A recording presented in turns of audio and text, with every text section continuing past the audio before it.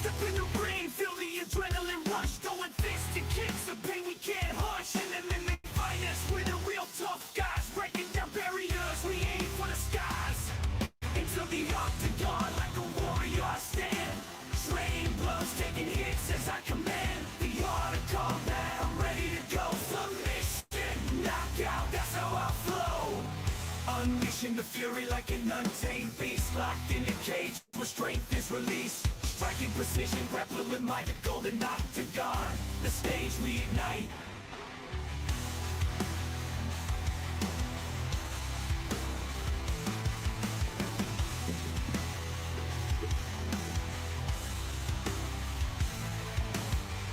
Unleashing the fury like an untamed beast, locked in a cage where strength is released. Striking precision, grappling like a golden octagon. The stage we ignite.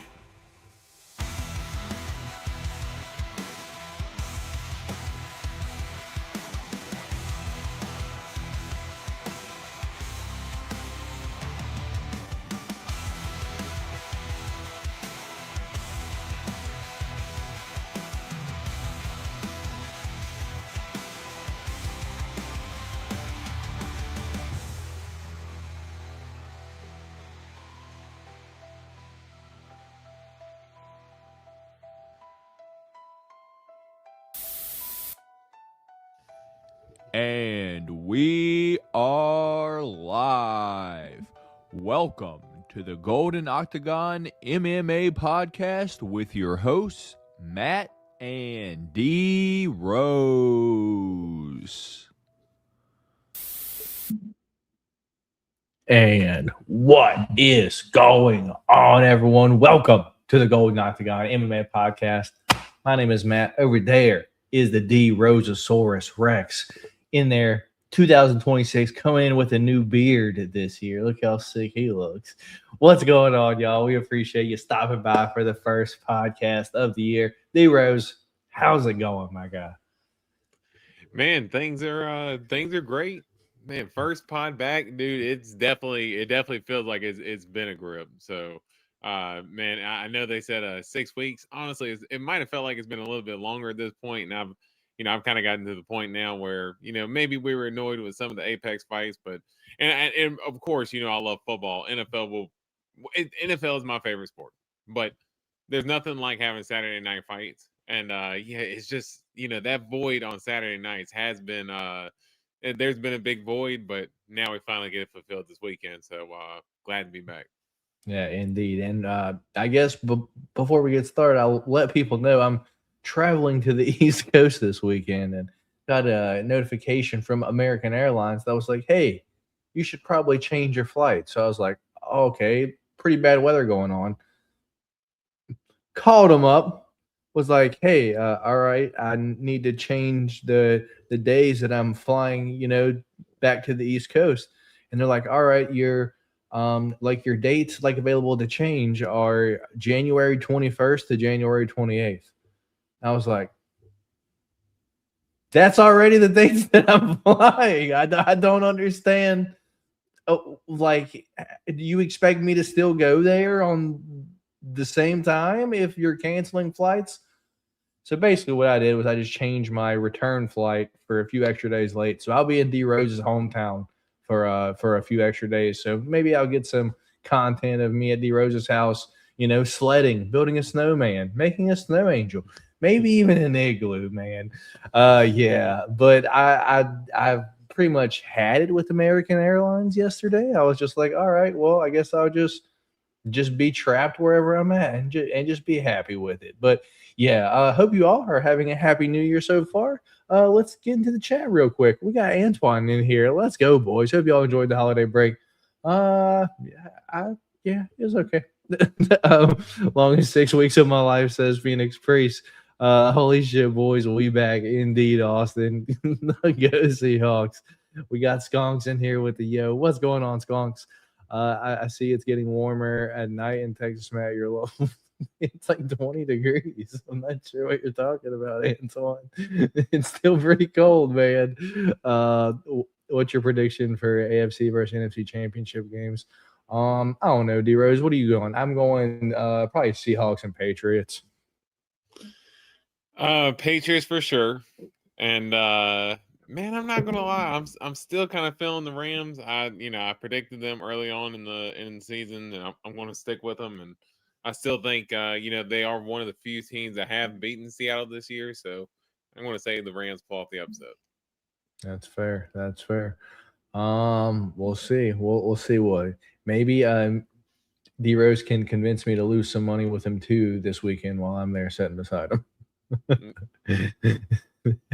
Hey, you get to crack open that FanDuel account again for the first time. And, yeah, and Lord yeah. knows how Is the long. game Saturday or is it Sunday? Sunday. All right, cool. So hopefully we can make a little cheddar Saturday night and then just put it all on the Rams on Sunday and lose it and be like, oh fuck. man, I predicted that Miami was going to cover in the Indiana game for the national title for football the other day, and they covered. I picked Miami to win, and I just lost the let's just say some dollars. They were 7.5, but depending on what this line is for the Rams Seahawks, I know the Seahawks are going to be the favorite, so I might be willing to take that Rams at least to cover. Yeah. Well, I did not win. Yep. I know, Antoine. Yeah. With that being said, let's get into the show. We probably got a lot to talk about on today's show. Obviously, it's the first pod of 2026. Just going to be bullshitting a lot of this time, but at some point we will get to some UFC news and fight announcements from over the past few weeks, 6 weeks. And then we'll at the end of the show, we'll get to our UFC 324, our preview, our predictions, and our picks. Let you know if any bets we plan on making. We might do change of cheddar Friday. I'm not sure. Probably not. No, probably no change of cheddar Friday, D-Rose, just because I'm going to be flying in and I don't know what time I'm going to be there, if I'm going to be completely honest. So probably no change of cheddar Friday, but we'll do the fight stream live on Saturday. Hopefully you have electricity on Saturday, and hopefully you have electricity and internet at that point.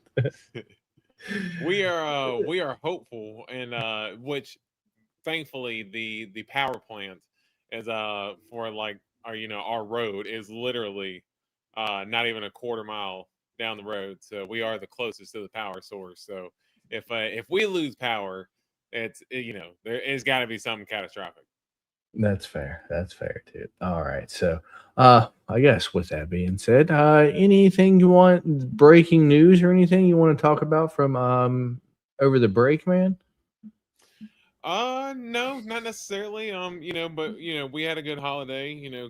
Good Christmas and everything. Of course, as parents, make sure we spoiled the kids more than anything. Ended up getting the new the MetaQuest 3, the Oculus headset, and so that's pretty cool. Being able to play with that.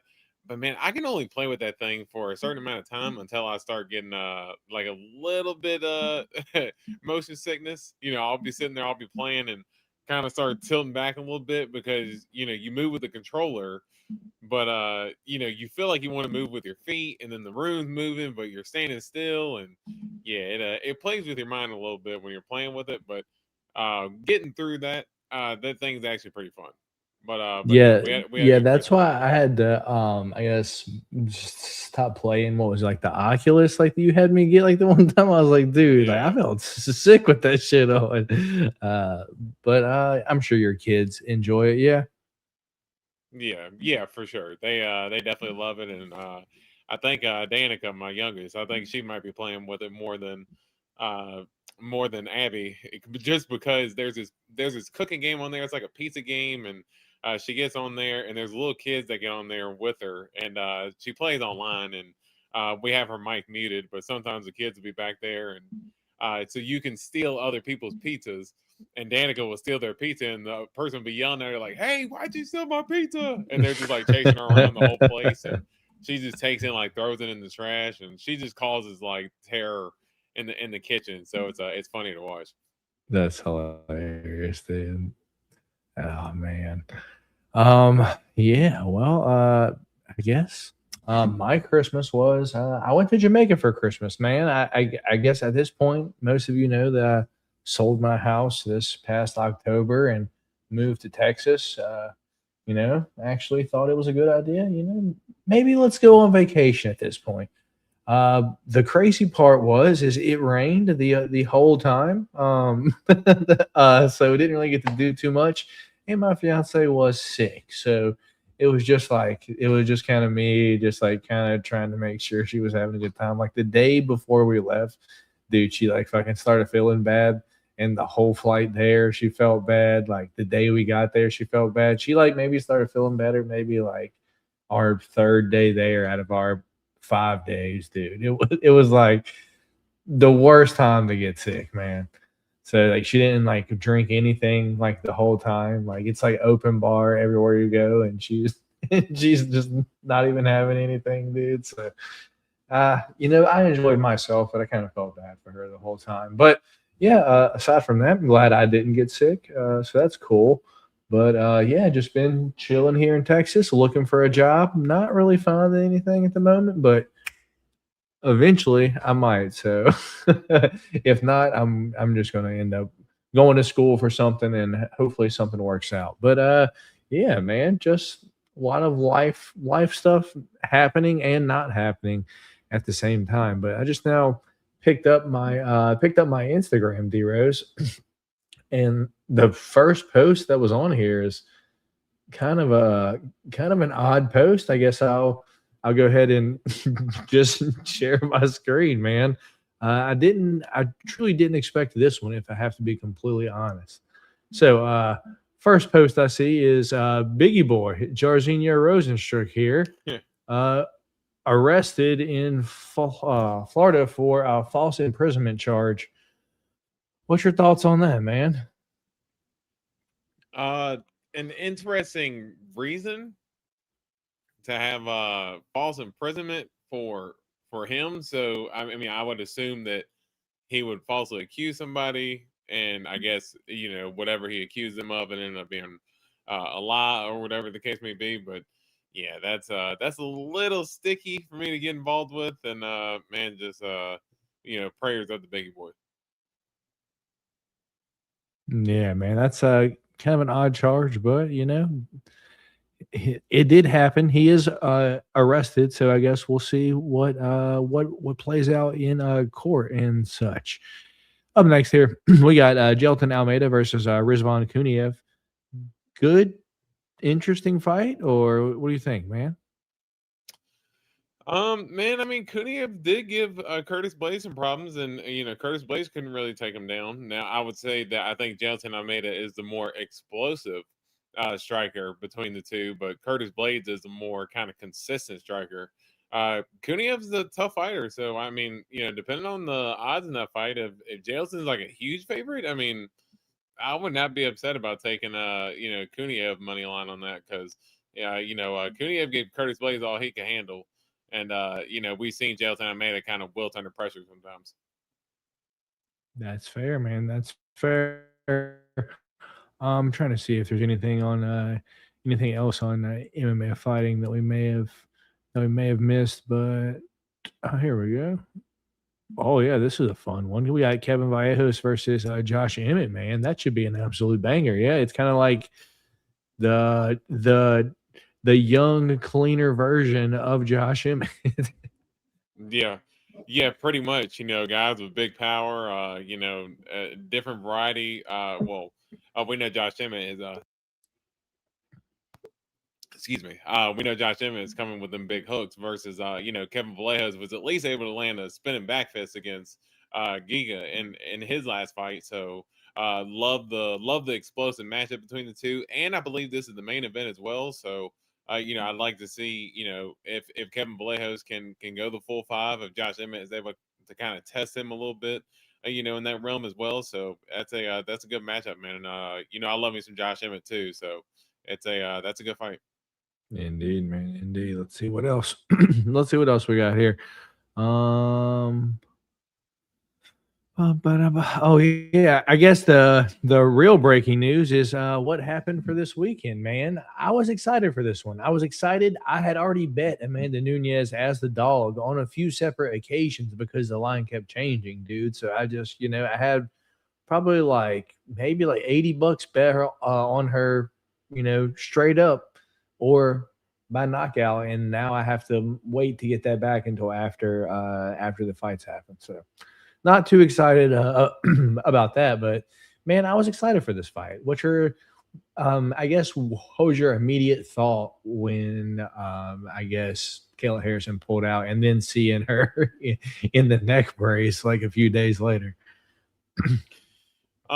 So just as far as the news altogether for the fight being scrapped, it obviously sucks just because I do think this is a fight that a lot of people were looking forward to. And, you don't really have too many, let's just be honest, you don't really have too many women's fights nowadays that are that highly clamored, for as far as wanting to see. And this is one of those fights, we had Valentina and Weili last year. And of course, that turned out to kind of be a dud, which I predicted. Kinda. No, that was cheeks, man. Which I predicted. But no, in terms of this fight, I think just in terms of the status of both fighters, this is one that could put Caleb Harrison amongst the elite if you're able to go in there and beat somebody like Amanda Nunes, or Amanda Nunes coming back off the couch for almost 2 years now that she's been retired. So her coming back and making her return sucks that happened, but there is something about, so long story short, my mom ended up like a couple years ago, like falling and like scraping herself. And she had like a random like neck brace in the closet. And I don't know how it happened. She fell because we ended up racing. And you know how like when older people ended up racing or like run and their legs just give out and they fall. My mom had kind of like scraped her neck a little bit. So she ended up putting herself in a neck brace and took a picture. And I like, so every single time I see somebody in a neck brace, I think about that picture of my mom in a neck brace, and I can never take anybody serious because my mom was just completely BSing in that in that neck brace. So I cannot take anybody serious when I see him in the neck brace. So I'm not gonna lie, I started watching it for a second, and I kind of ended up turning it off because I heard Kayla Harrison crying, and I was like, man, I cannot laugh at this woman while she's crying right now, trying to detail her pain. So yeah, I feel you, dude. I couldn't stop laughing. I kind of feel the same way about it because dude, when I see someone in public wearing one of the foam ones, I'm just like, dude, why'd you come out of the house wearing that? You do realize how ridiculous you look. Like, and that's the one my mom had on in the picture was a foam. So it's fucked up to be laughing. It's fucked up to be laughing. Yeah, but it's like, if your neck is broken, stay at home. Like, come on. Yeah. But don't post a video, bro. Like, come on, man. Like, you know what you're doing, Caleb. Like, a picture, all right. You don't need to be on the video. Like, it just seemed, I don't know. Like, I feel bad for her, but don't be on there in a neck brace crying on Instagram, man. Anyway, I've not ever suffered a neck injury. How about you, Deros?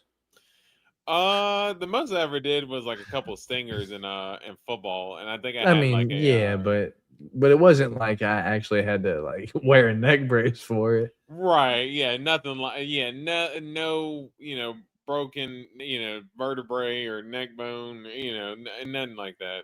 Where the collarbone, nothing like that. We're clean over here, But yeah, I can only imagine that it probably does hurt, which was why it made me feel bad about laughing at the video, seeing her in a neck brace, because she was crying and detailing her pain. So, a little bit of a guilty conscience, but, something in a neck brace, I just got to laugh. Yeah, I feel bad too. Anyway, someone pulled out of the who was like fucking Paulo Costa supposed to fight like a few like that we talked about like a few weeks ago. Bruno Ferreira. Yeah, and Paulo pulled out of that one, and then now he's already matched up at light heavyweight against Azamat Murzakanov, dude. I'm surprised that Azamat's taking this fight against Paulo Costa. What's your thoughts here? Like I guess, like, to me, like, the fight just doesn't make any sense. How about you, man? I mean, that's why it's not going to happen because it doesn't make sense. Like, I mean, you just nailed it. Like, it makes absolutely no sense.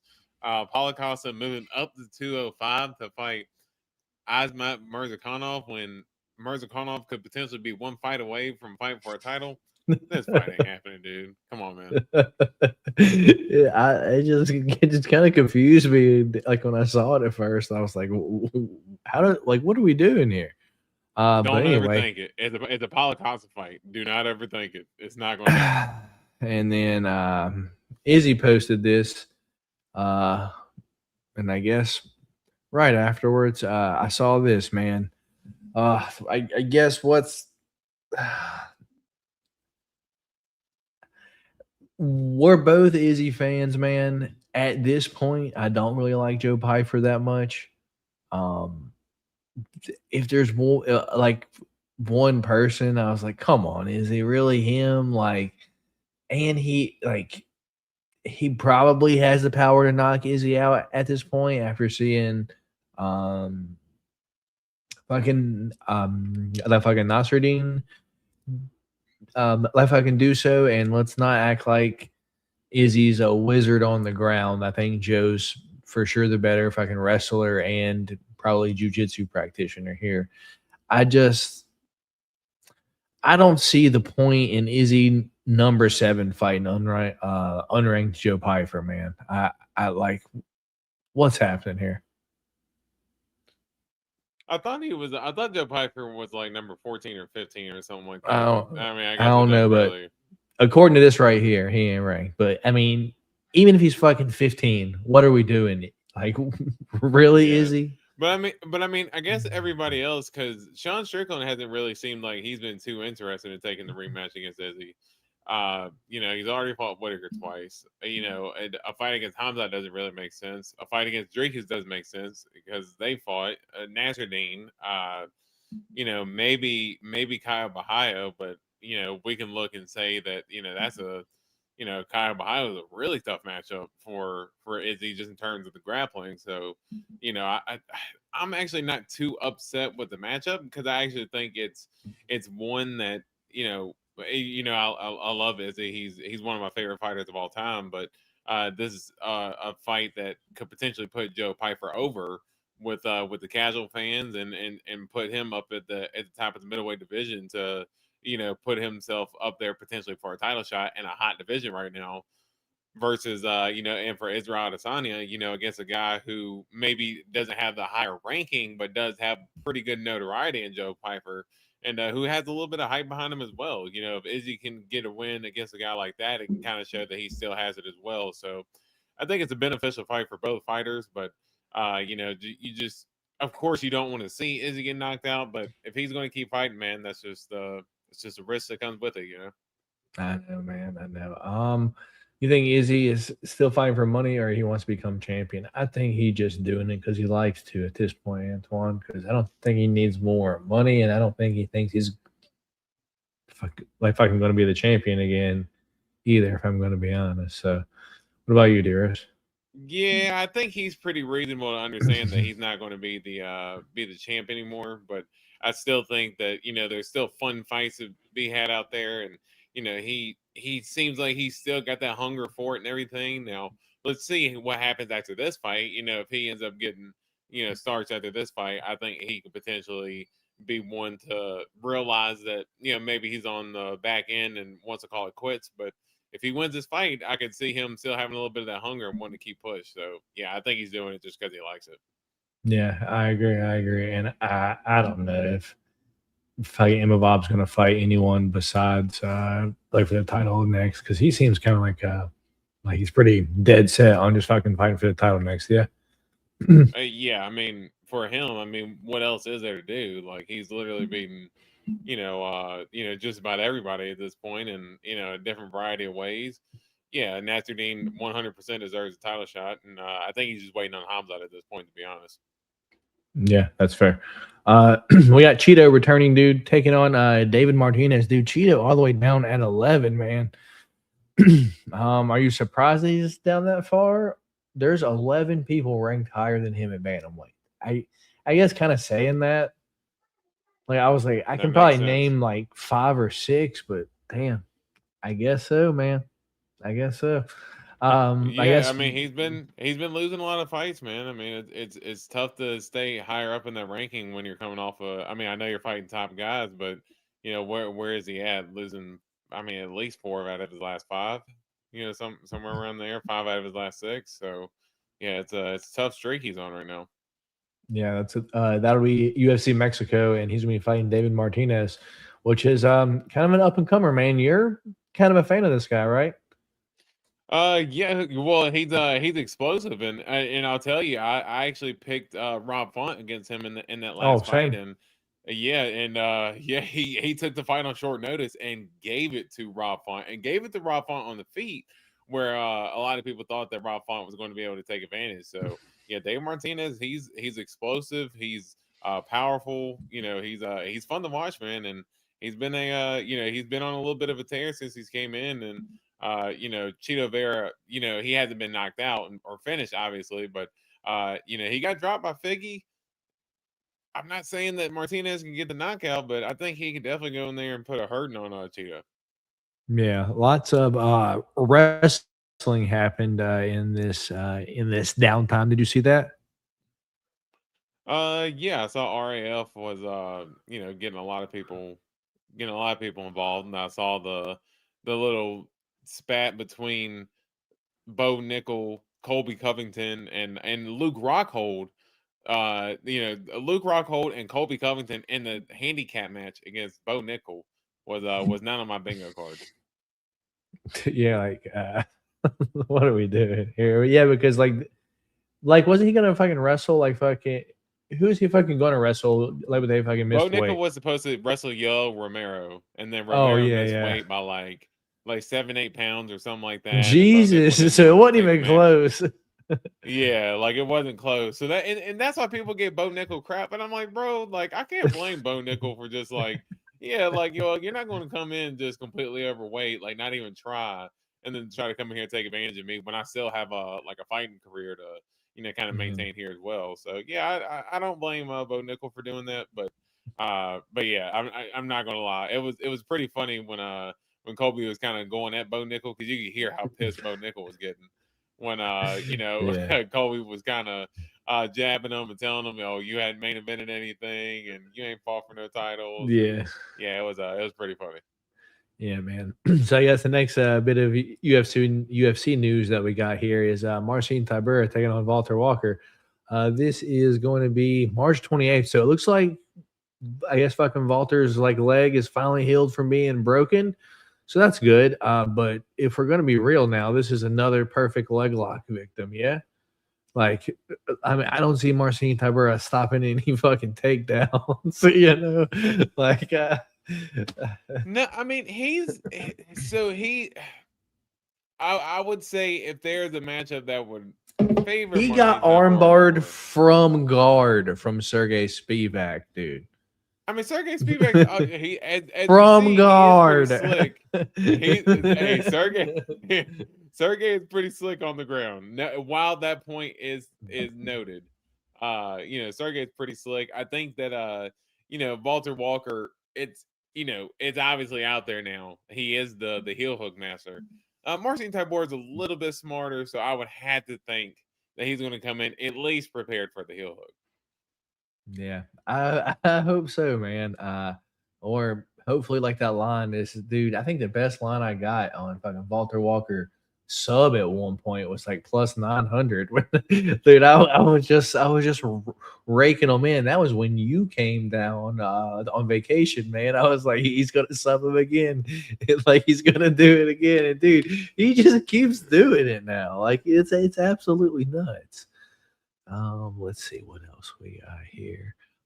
Yeah, Um, Derek Lewis and Tallison Teixeira card. oh, yep, indeed. Here's one that's I was kind of don't really understand the fight too much, I guess, but at the same time, I guess I do.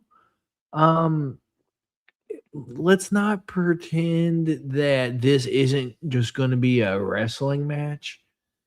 And I just think Tatiana actually being the Olympian. I know Loopy's sister is an Olympian, current Olympian, and she can be training with her all she wants, but Tatiana is the actual Olympian.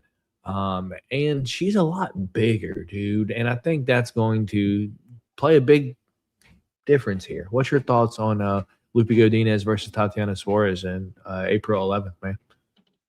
Yeah, it's an interesting matchup. It's one I didn't see coming as well, but yeah, I'd say it's a fun fight. And against two top contenders that, I think if Lupe can get a win against somebody like Tatiana, I mean, I think that puts her, right up front as far as who could potentially fight for the title shot next.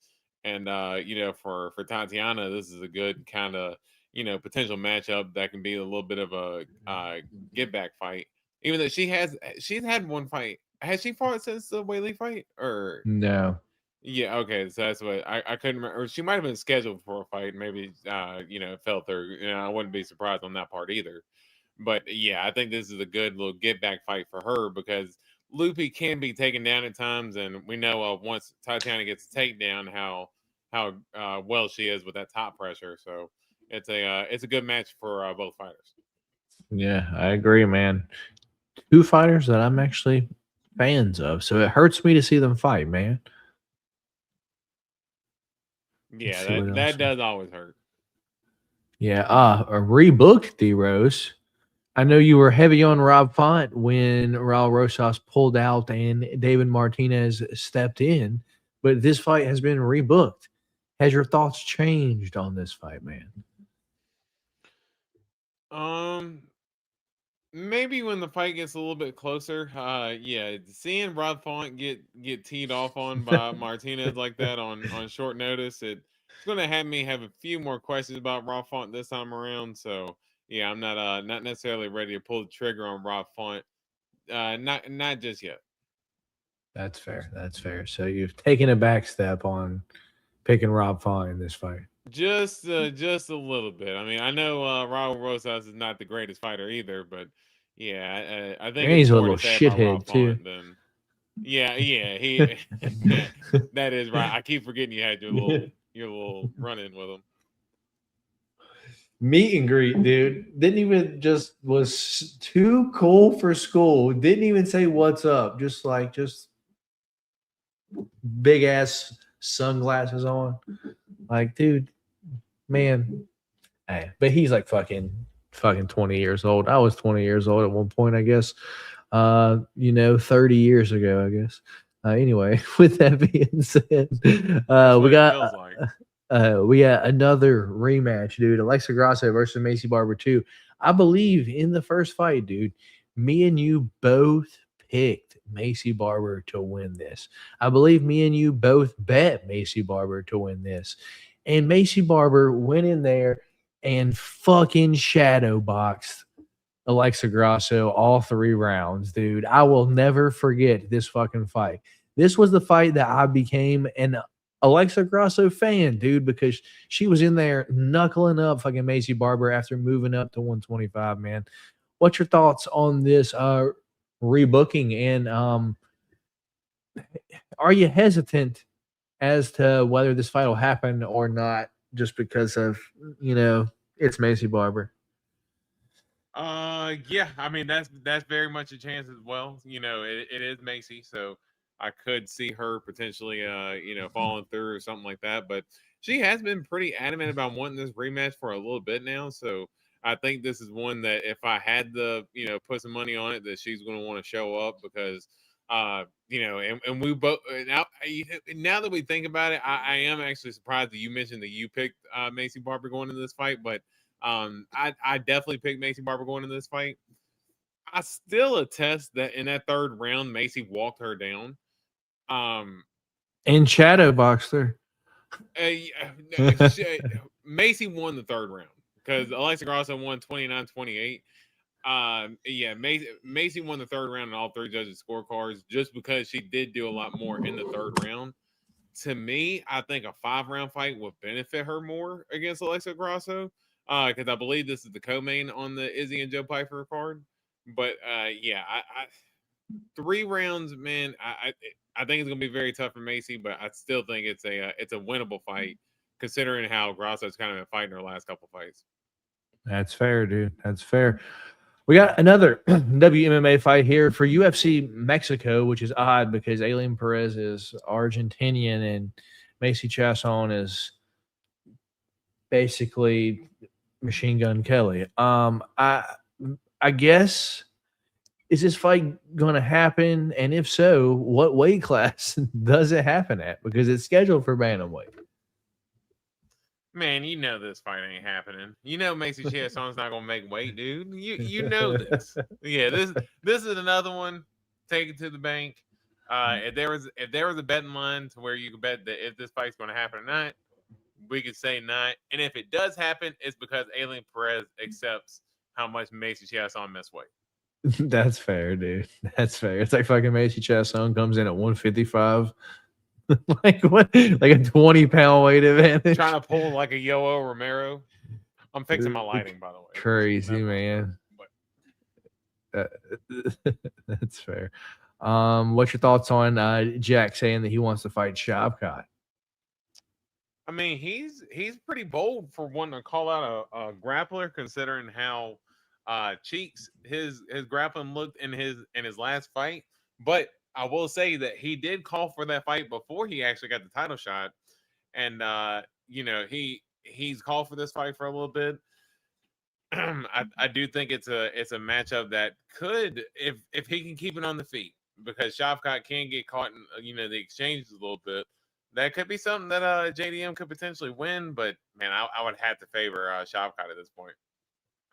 Gotcha. I think one of these fighters may have already pulled out of this fight, but if not, dude, lock of the year: sell your house, sell your car, and bet the under here. Like one of these fools is getting knocked out, and it ain't going out of the first round. What's your thoughts on this one, D-Rose?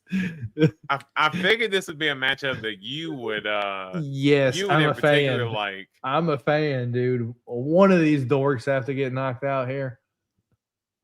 Yeah, or I hope it looks like the Ebo versus Ewo, dude. But like they both just land at the same time and like flat on each other. Like, yes. double knockout. Yeah, I'm with you. I do think this has the under written all over it. If it's under 1.5, I think you gotta smash it at that point, because this fight has that type of explosiveness written all over it. Yeah, man. I'm excited for that one, man. I am excited for that one. Hopefully it isn't off already, and we do have some good news there. What's your thoughts on the whole Tom Aspinall situation, man? Still having eye problems. Do you think he's milking it like a little bit at this point? Like, was it really that bad, dude? I mean, you don't want to say that he's milking it just because, he is. It was a very serious. I mean, and like I should say, like I'm a Tom Aspinall fan. I believe what happened, happened the right way. I believe the fight fucking should have been called. But I mean, it's been how many months now, dude? Like, god damn, man. Like, it's definitely been a couple months, but like, it ain't like you fucking pulled your eyeball out of the socket or something. Like, you didn't reach in there. No, but I'll say that I think he has to kind of feed the narrative a little bit, just in terms of how severe the eye poke was.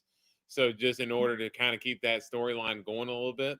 But I think as well, I did hear Bisping kind of mention that, hey, he kind of rushed back with his eye injury because he didn't think it was that severe. And, that's when he ended up losing his. So, he can understand why Tom would want to, basically take his time. And, you do only get one eye. You can't replace it. But it is it's just a little weird at this point, because we saw how bad, Waldo Cortez Acosta got poked in his eye and was able to actually finish the fight. And fight 2-3 weeks later, and it was a very similar eye poke to what Tom Aspinall suffered. So it's just I guess maybe people suffer injury different ways. Indeed, man. Indeed. I guess we got the return of Cody No Love, dude, returning March 7th against Zhao Long, dude. Cody Garbrandt's down bad, huh? Fighting literal. I mean, I'm not gonna say he's a no name, like Entry under level UFC guy. bantamweight, but like, dude, just came off road to UFC, man. Like, this is what we've resorted to at this point. Like, I don't even know what to say, man. I mean, at this point, I mean, he's fought. I mean, you put him up against like Brian Kelleher, and then you put him up against Davison Figueiredo, and then he gets smoked. And you put him up against a guy that you think he should. Let's be get pretty JP competitive Buys in. back in the UFC and fucking if I can match him up against fucking Cody Garbrandt. I mean, it's not a terrible idea at this point. Let's be honest, but yeah, Cody Garbrandt is definitely down bad, and if he Match if he now doesn't at win this fight, 135. he's got to. JP Buys Yeah. What a run Cody Garbrandt's on. I was going to say maybe Tim Elliott, but I think Tim Elliott can maybe go in there and take him down at this point. Like Joe Benavidez coming out of retirement. yeah, all the flyweights moving up for some reason. Like, this is crazy. Oh my goodness, yeah, but not a good look for old Cody G. No Love, huh?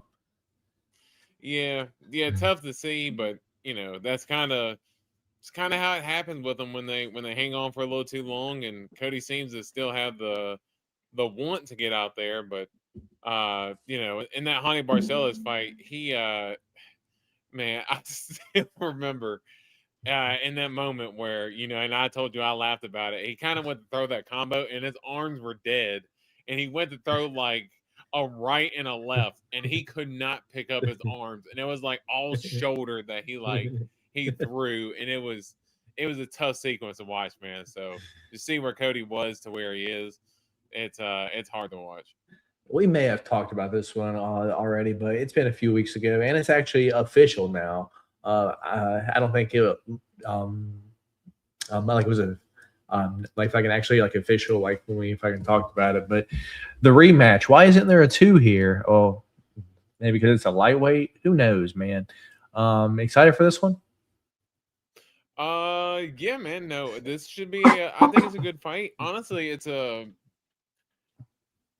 of a good matchup for both guys. Truthfully, just because I think this is one where I think, kind of how I discussed with Izzy and Joe Pyfer earlier, that this is kind of like a fight that I think Moicano more within his age bracket. He's not fighting like a young hitter, young killer like a Nacio Bahamondes or Jalen Turner. Or I know he's fought Jalen Turner before, but just to say like it's kind of a guy closer to his age, kind of in his era. And it is a get back opportunity for him as well. He lost that fight when he was winning the first 2 rounds very cleanly, and I'm sure he wants some get back. And for Ortega, this is a fight that he wants to move up the lightweight, kind of wanting to do it the right way. And at this point, taking a matchup against Moicano, where Moicano's been in his last few fights, I think it's a winnable fight for Brian Ortega. So if Brian Ortega goes in and gets a win against a guy like Moicano, instantly puts him right back into the rankings and kind of where he wants to be in terms of moving up in the division. Yeah, I agree, man. But does it worry you at all what Ortega is going to look like? Is this going to be Kelvin Gastelum like all over again, man? Because let's not pretend like fucking like Ortega was ever like this jacked guy, and when he fucking missed weight, dude, kind of looked bad on the scale. Like did you train at all, man? So I don't know, man. Well, I mean, I'm an Ortega fan too, so yeah. Well, and I would say too, like a 10-pound difference. I would say that it would probably be easier to add muscle at that point. So, and I am with you that I think that Brian Ortega has never had the most, most charming physique. Let's say that, but just in terms of him just being able to add to his skill, is he going to look a little doughy? Probably, but that's always been his body style. But his body style hadn't been able to what's willed him to win fights is his dog mentality. and we got to see if he still got that. Yeah, I guess in the meantime, Anderson Silva fucking absolutely fucking toasted Tyron Woodley. Like I know you saw the highlights of that fucking dude wipes plastered everyone. Dude wipes has to be just raking in the cash, dude. Yeah, dude, and that knockout was so sick. I mean, props to Woodley for just willing to go in there and be a punching bag for everybody at this point. Because, dude, when is the last time he won? What, Darren Till? Dude, is that the last time he's won a fight with Darren since Till? he put out the song "I'm Gonna Beat Your Ass," he has yet to beat one ass. Yeah, no, Darren Till was the last win this dude has had. Do you remember what year that was? It's got to be like 2019, right? 2018 was his last win. In any combat sport. Like, you've still gone on this long and have not gotten a win against anybody. But he's willing to go in there and get beat up on, so props to Tyron Woodley. But yeah, Dude. shout out to Anderson Silva because he's always a man. Yeah, dude. Ever since he fucking put out the song "I'm Gonna Beat Your Ass," he's beat no ass, dude. Like, how do you put out like he cursed himself, right? Yeah, 100%. It's like the announcer curse. They hadn't missed a field goal yet until they miss it. But yeah, for Woodley, he went from "I'll beat your ass" to "I'll get my ass beat." Yeah, man. Anton wants to know, does Tyron make the UFC Hall of Fame? Like, he defended 4 times. I don't think so, man. I think I regard Tyron Woodley about the same amount as like not Jamal Hill, because I do think Tyron Woodley had more skill than Jamal Hill, but it's just like I just kind of think they were fucking, I don't know, dude. Something about them just rubbed me the wrong way. I don't know what it is, dude. Well, I will say, like, Woodley, he had a higher opinion of himself than what a lot of people did. Now I was one that kind of got his back a little bit in certain instances where I thought that first Stephen Wonder Boy Thompson fight was a fun fight, and I thought the second fight, I kind of thought both fighters really kind of stunk it up, but Woodley kind of got blamed for it. And then he had the Damian Maia fight, which really pissed people off, because it was like, dude, if you're just going to stand here and just defend takedowns all day, like, dude, we're tired of seeing this. Then he was supposed to fight Colby, he was supposed to fight Colby initially. Then he ended up getting injured. Then that's when Colby fought RDA, and then Woodley ended up taking the fight against Darren Till, kind of won people back over, and he thought he was this big superstar trying to call out GSP and Nate Diaz and stuff, and put out his rap album. Yeah. He definitely had a higher opinion of himself, and I think that's what kind of burned his relationship with the fans. And I think that's ultimately what burned his relationship with the UFC and kind of got him out of there. And the UFC Hall of Fame is very political, just in a sense that you got to have like good relationships with the UFC. Tyron Woodley doesn't seem like a guy to me who's willing to mend the fences with them to kind of make that happen. He fucking showed up with I don't think it happened. Like with the Marshawn Lynch, like the interview thing. Do you remember when he was doing that? Like, I forgot what he was saying, but it's fucking you. Fucking, do you remember like when Marshawn Lynch was like, "I'm just here so I don't get fined," and just kept saying it, and like fucking Tyron Woodley was saying, like, I forgot what he was fucking saying, but he just kept saying it over and over. Make America not racist or something. I don't know. It's like, dude, if you're not going to answer the questions, then get down. Like clearly you're not going to answer anything. Like, just fucking leave at that point, dude. Like, why do I have to listen to fucking 13 minutes of you saying the same sentence over and over? It's like, what are we doing here? Anyway, that's Tyron Woodley. Yeah, let's see what else we got here. I'm glad Jake Paul got knocked out. That was cool, but man, nothing rubs me the wrong way more than I didn't see his ass get knocked like clean out, like out cold, like Tyron Woodley, man. That would have made my 2025, if I'm going to be completely honest. I was like, yes, the year closed out on a good one, but did he get knocked out? Cool. But man, I just want to see more. Anyway, well, if you care to talk about, what was your thoughts on that? Yeah, I mean, kind of what we thought was going to happen. I tried to take a stab on Joshua by decision, just to just to try to spice it up a little bit. But that was an eventual outcome. Didn't really make too much of it. I think Jake Paul's kind of running with the broken jaw narrative, but I don't think his jaw was necessarily broke that bad. I just think he's just milking it at this point because he's a good marketer. I agree. And probably the last one we'll talk about here before we jump into the fights for this weekend. We got Gaethje Horiguchi taking on Amir Albazi. We haven't seen Amir Albazi in what, like a year now at this point, since he lost to Brandon Moreno last. He's returning against Gaethje Horiguchi February 7th. What's your thoughts on this fight, man? Because Gaethje looked solid in his last fight. Yeah, Gaethje looked really good in his last fight, and I think honestly, this is a stay busy fight for Horiguchi, just because I think if Pantoja won that fight against Josh Van, I think Horiguchi would be fighting Alexander Pantoja.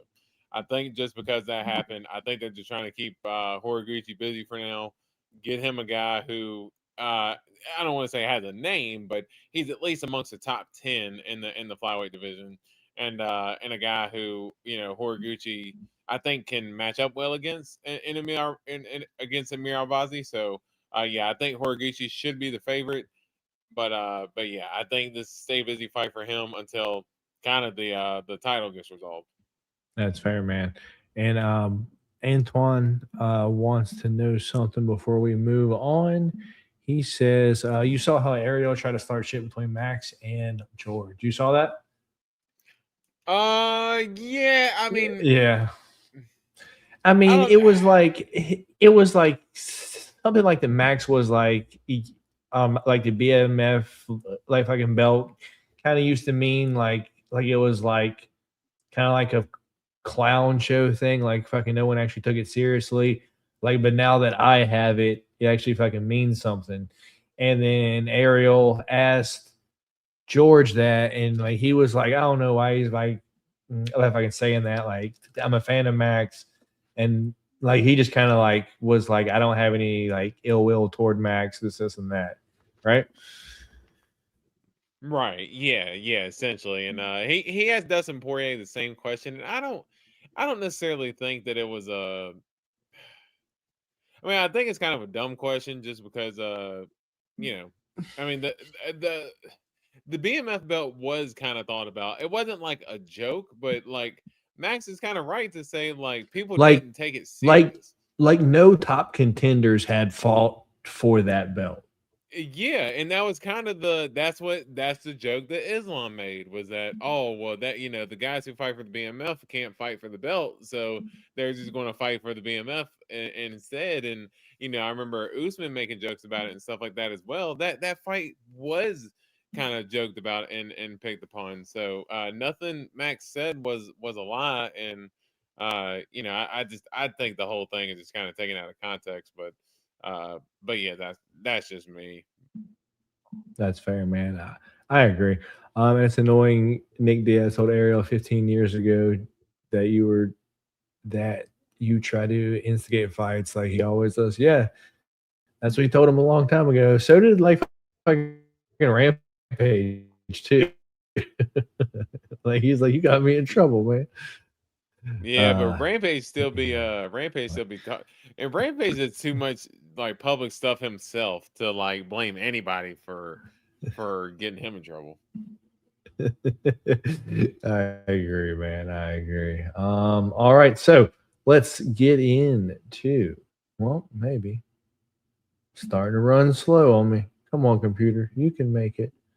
I promise. I'll make sure I'm signed in here to Tapology. I hadn't been signed in to my computer in a while, so yeah, and I'm not signed in. I had to sign in real quick.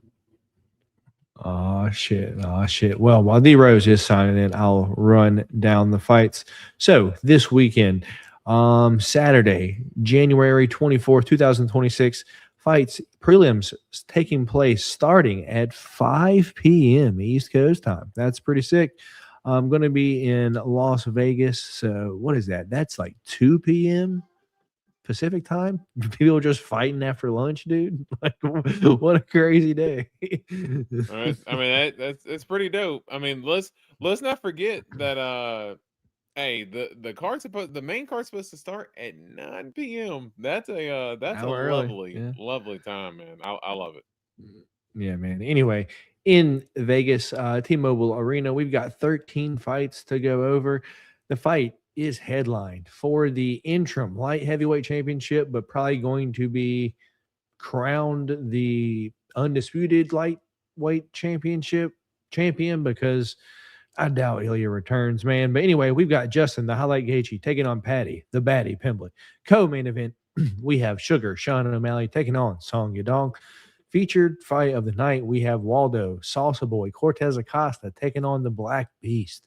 Derek Lewis, we have Natalia Silva taking on Thug Rose Namajunas. We have Almighty Arnold Allen taking on Jean Silva, Lord John Silva, if you will. We have Umar Nurmagomedov taking on Dustageta, Davidson Figueroa. We have Atiba Gaudier taking on Andre Pulev. We have Nikita Krylov taking on Modestus Bukauskas. Alex Perez taking on Charles Energy Johnson. Dude, I could wear every head attire I have for this card because I got a Patty wig, I got a Sean O'Malley wig, I got a bald cap for Charles Energy Johnson fight week. Dude, I could do. All we need is Bryce Mitchell, man. I could just be switching through them, man. Yeah, you could 100%. All you need is Bryce Mitchell to be somehow like come in like short notice on this card. You got the whole set. Right, dude. Anyway, we got Michael, the Menace Johnson, taking on Alexander, the Great Ape, or El Gran Chongo he was last time, but that was at Noche UFC. Anyway, we got Josh Hokett taking on Denzel Freeman, Ricky Tertios taking on Cameron Smotherman, and opening the prelims, first fight of the night, we've got Ty Miller taking on Adam Fugit. Two fights scratched from this card was Kayla Harrison versus Amanda Nunes and Alexa Grasso versus Rose Namajunas.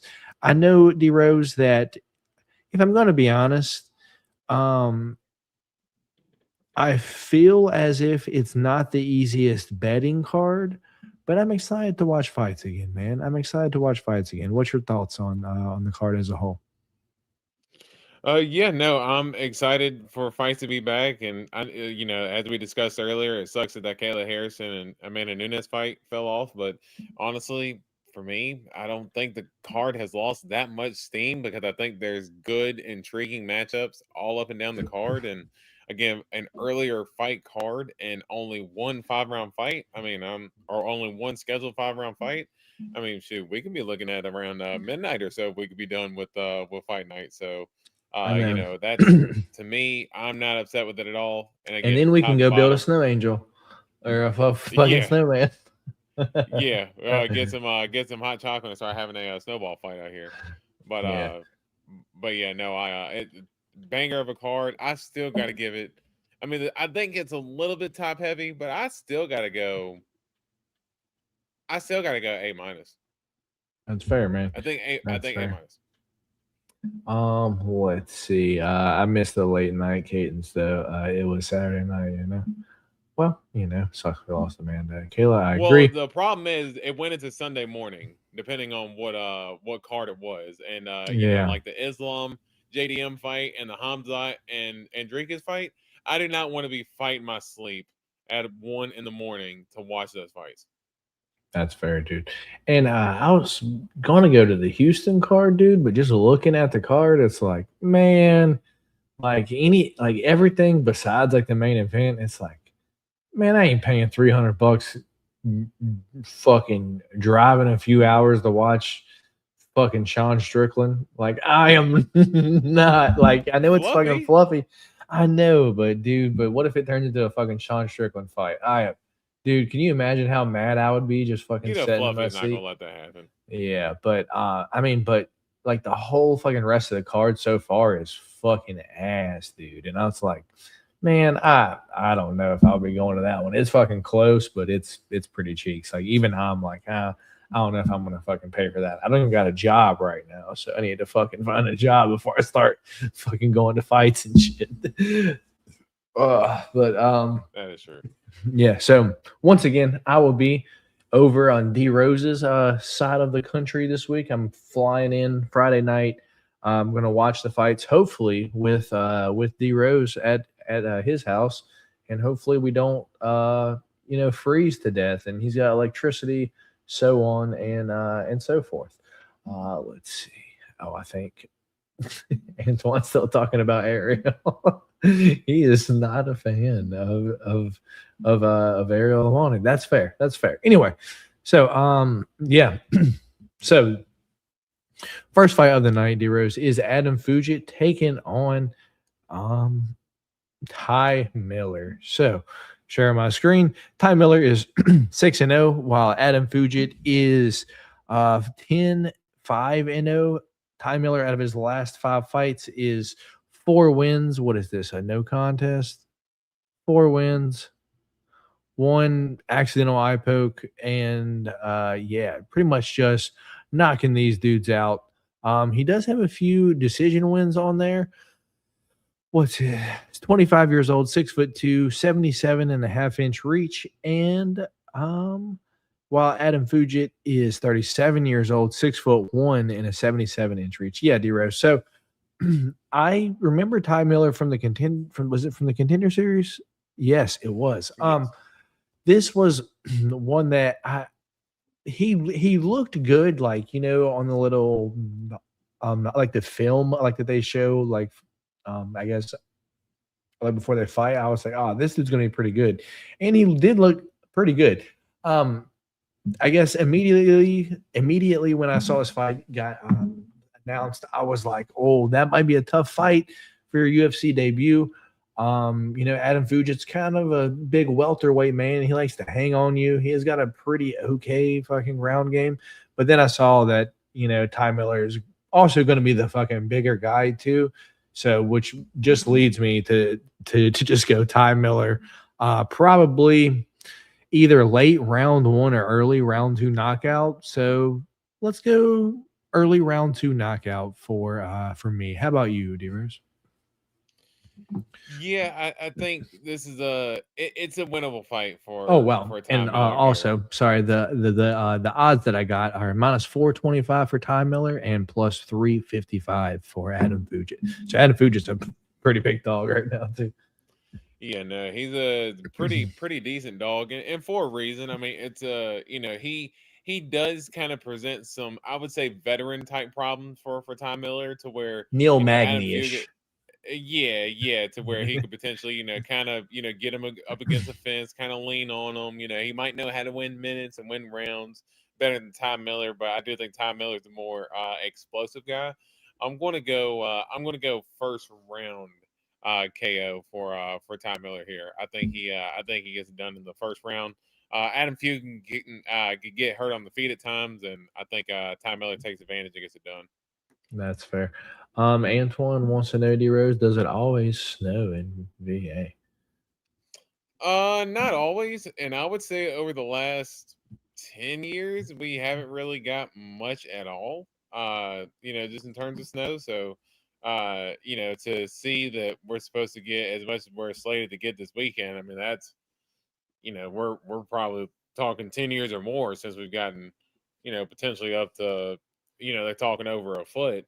It's been a while. We've gotten a couple 4, 6, I think even up to like 10 inches, but getting over a foot, that is getting kind of crazy up here. And you already got your Paramount Plus subscription, D-Rose? Antoine got his Yes. 3 days ago. 3 days ago. I got mine last month, so Yeah. yeah, we're good. And my girl already had one because she likes to watch soccer on there. I have no clue what's the worst winter ahead, Antoine. I couldn't tell you. But anyway, let's move on to the next fight. We've got Ricky Tercios taking on Cameron, the baby-faced killer Smotherman. Ricky Tercios is 12-5-0 overall. Somehow he has 2 wins in the UFC, 1 over Kevin Natividad and somehow he beat Brady Houston. Dude, I have no fucking clue. Fighting out of Houston, Texas, 32 years old, 5'9", and a 71-inch reach, and he'll stomp and scream at you at the same time. Cameron Smotherman, on the other hand, is 12-6 overall out of his last 5 fights. He has 2 losses, 3 wins. One win in the UFC against Jake Hadley, and then lost against Surrey City and also Ricky Simone. But both unanimous decisions. He is 28 years old, 5'9", and a 69-inch reach. D-Rose, if there's a fighter that I'm probably one of the most confident on the card this weekend, it's probably going to be Cameron Smotherman. I don't know if I have odds for this fight. Yeah, Cameron Smotherman, only -182. Excellent parlay piece, in my opinion, because Ricky Tercios is 2 cheeks of one ass. Which way are you going here? I'm going Cameron Smotherman, probably via decision, because Ricky Tercios is tough nonetheless. So I will say that I don't necessarily don't think I can get all the way there with you in terms of being as high on Cameron Smotherman, just because I look back at that Ricky Simone fight, and Ricky Simone was able to control him. I know Ricky Hey, Simone the is only thing obviously, Ricky Simone and Ricky Tercios got in common is their name's Ricky. That there ain't nothing else the same about them. yeah, again, you are correct. 2 different fighters, but and I know it was on short notice for Smotherman too, but just his last 2 losses in general just has not been super impressive. And I would even say in that Surrey City fight, Surrey City kind of picked him apart a little bit. I don't think Ricky Tercios necessarily has that ability, but I think Cameron Smotherman is a little bit lacking in skill as well. But I do think that Smotherman should be able to get it done. If I'm betting anything on this fight, it's probably going to be the over, just because I do think that it would likely go to a decision. But gun to my head, I think Cameron Smotherman gets it done by decision. That's fair, man. That's fair. We'll move on to the next one, where we have Josh Hokett taking on Denzel Freeman. The Macho Man, Incredible Hoke, if you will, is 7-0, 28 years old, 6'1", and a 73.5-inch reach, while Denzel Freeman made his UFC debut against Merrick Bulgio in his last fight in a terrible fight, went to decision a month ago. 34 years old, 6'1", 77-inch reach. This is a setup fight for Josh Hokett. Let's not act like it isn't. The question is, does he finish via ground and pound, or does he just wrestle him the whole time? I think I'm going to go probably ground and pound, round 2, D-Rose. What's your thoughts here, man? Also, what are the odds for the fight? This says -250 Josh Hokett, plus 200 Denzel Freeman. It's a pretty close line for someone who I would think that is going to be in high favor for the UFC. I think a lot of people don't like Josh Hokett for some reason. They fucking think he's corny, but he's fucking still a great athlete, and at fucking heavyweight, that's all you have to be. Yeah, and 28 years old too at heavyweight. I mean, shit, that's a baby at this weight class. Compared to how a lot of the other guys are. So here we go. Current line -215 Josh Hokett, plus 185 Denzel Freeman. So it's closing in a little bit. Yeah. I mean, that's what I was gonna say. Denzel Freeman. I mean, he's I know he didn't look the greatest in his last fight, but he's clearly got some skill there. So I'm not gonna disrespect the guy, but I do think that Josh Hokett is a little bit more the explosive athlete. The younger guy of the two. I think Josh Hokett, is pretty explosive with his hands as well. I think he can hurt him on the feet, kind of like how he did Max Jimenez in his last fight, and end up getting it to the ground and finishing it off with some ground and pound. So I'm going to go round 1 KO for Josh Hokett. That's fair, man. That's fair. Moving on to the next one. We have one, man, if this fight was 5 years ago, I don't know if it would go any different. You're like, fuck, you're right. You're like, I don't know. Anyway, we got Michael the Menace Johnson, 24-19, taking on Alexander Hernandez at 18-8. So Michael Johnson is 39 years old, 5'10", and a 73.5-inch reach. Won 3 out of his last 5. D-Rose beat Beast Mode, Darius Flowers, beat Ottoman Azatar, and this one's surprising, Daniel Zellhuber via decision, dude. I still don't understand that one. But he was feeling himself that night. What was it? 6 months ago?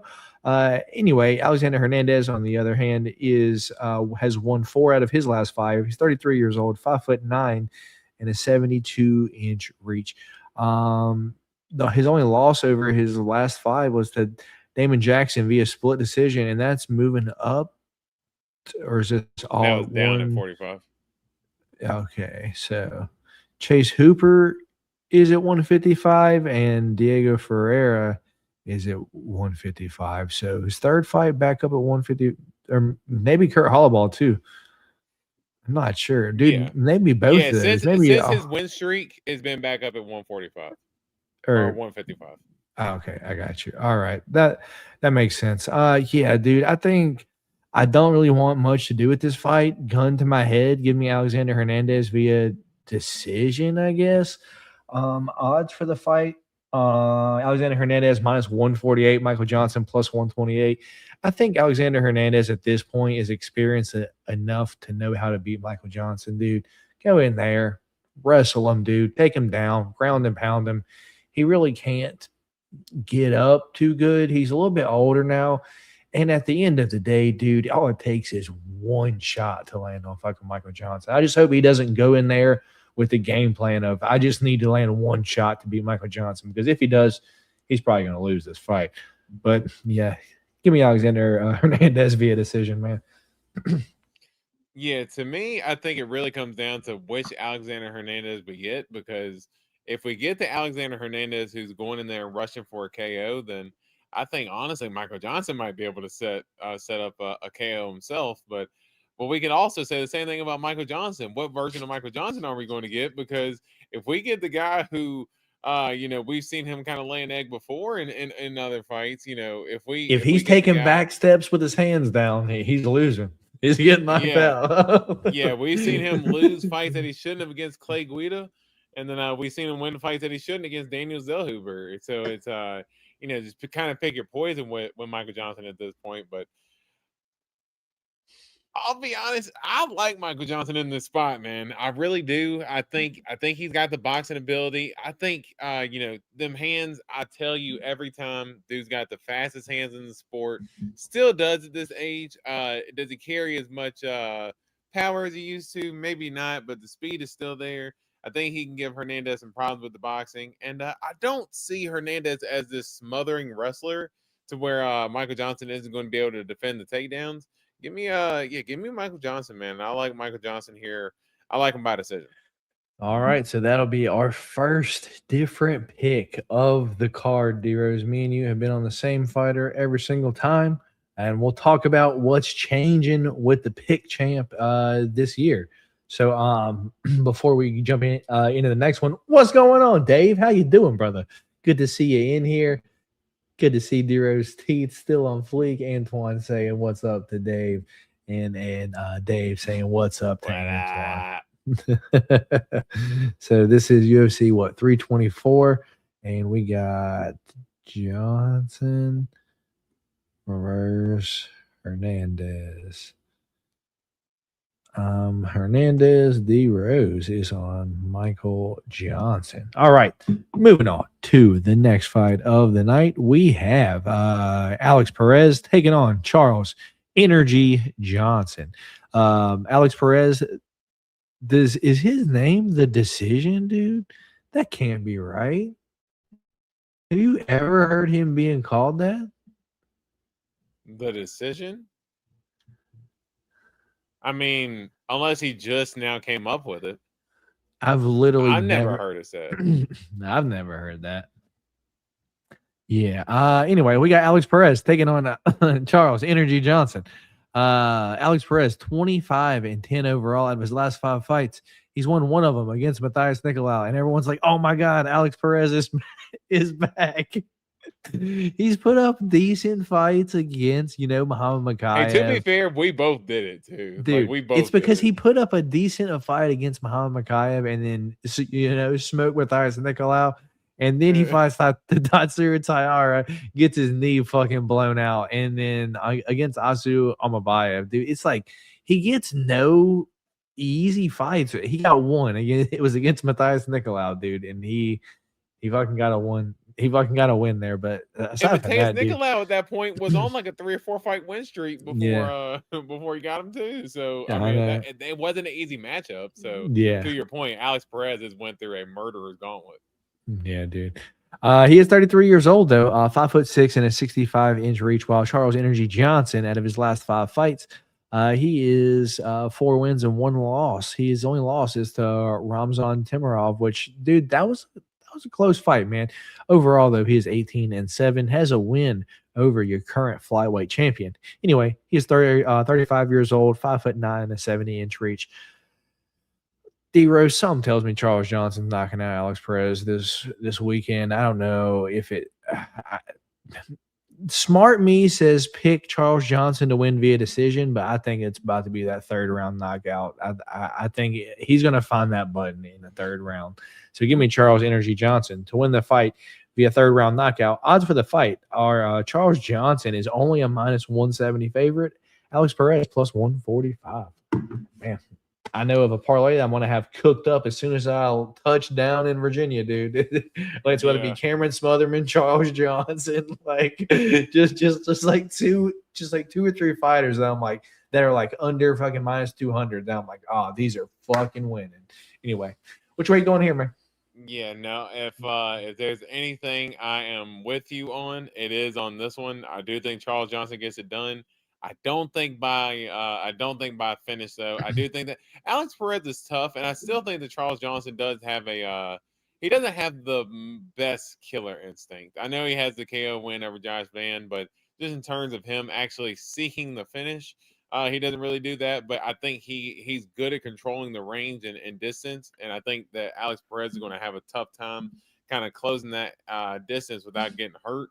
And I think Charles Johnson kind of puts it on him all 3 rounds. I think it's a clean 30-27 for Charles Johnson here. That's good, man. That's good. I'm glad me and you agree.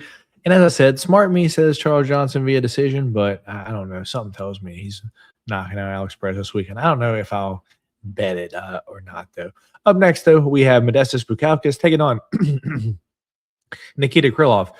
Nikita, the minor Krylov, 30-11 overall out of his last 5 fights, 3 wins and 2 losses. Loss against Bogdan Guskov, loss against Dominic Reyes, and had about a 2-year layoff in between on requiring surgery on both shoulders.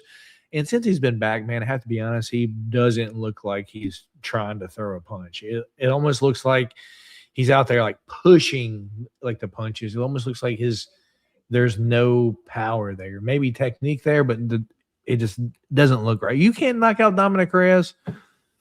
Not a good look. Anyway, 33 years old, 6'3", 77.5-inch reach. Taking on Modestas Bukauskas, that is 19-6 overall. Out of his last 5 fights, 4 wins and 1 loss. His only loss was to Vitor Petrino. So since he's been back in the UFC, he's done nothing but win. Granted, over Marcin Prachnio, Rafael Sequeira, Iwan Cutelaba, and Paul Craig,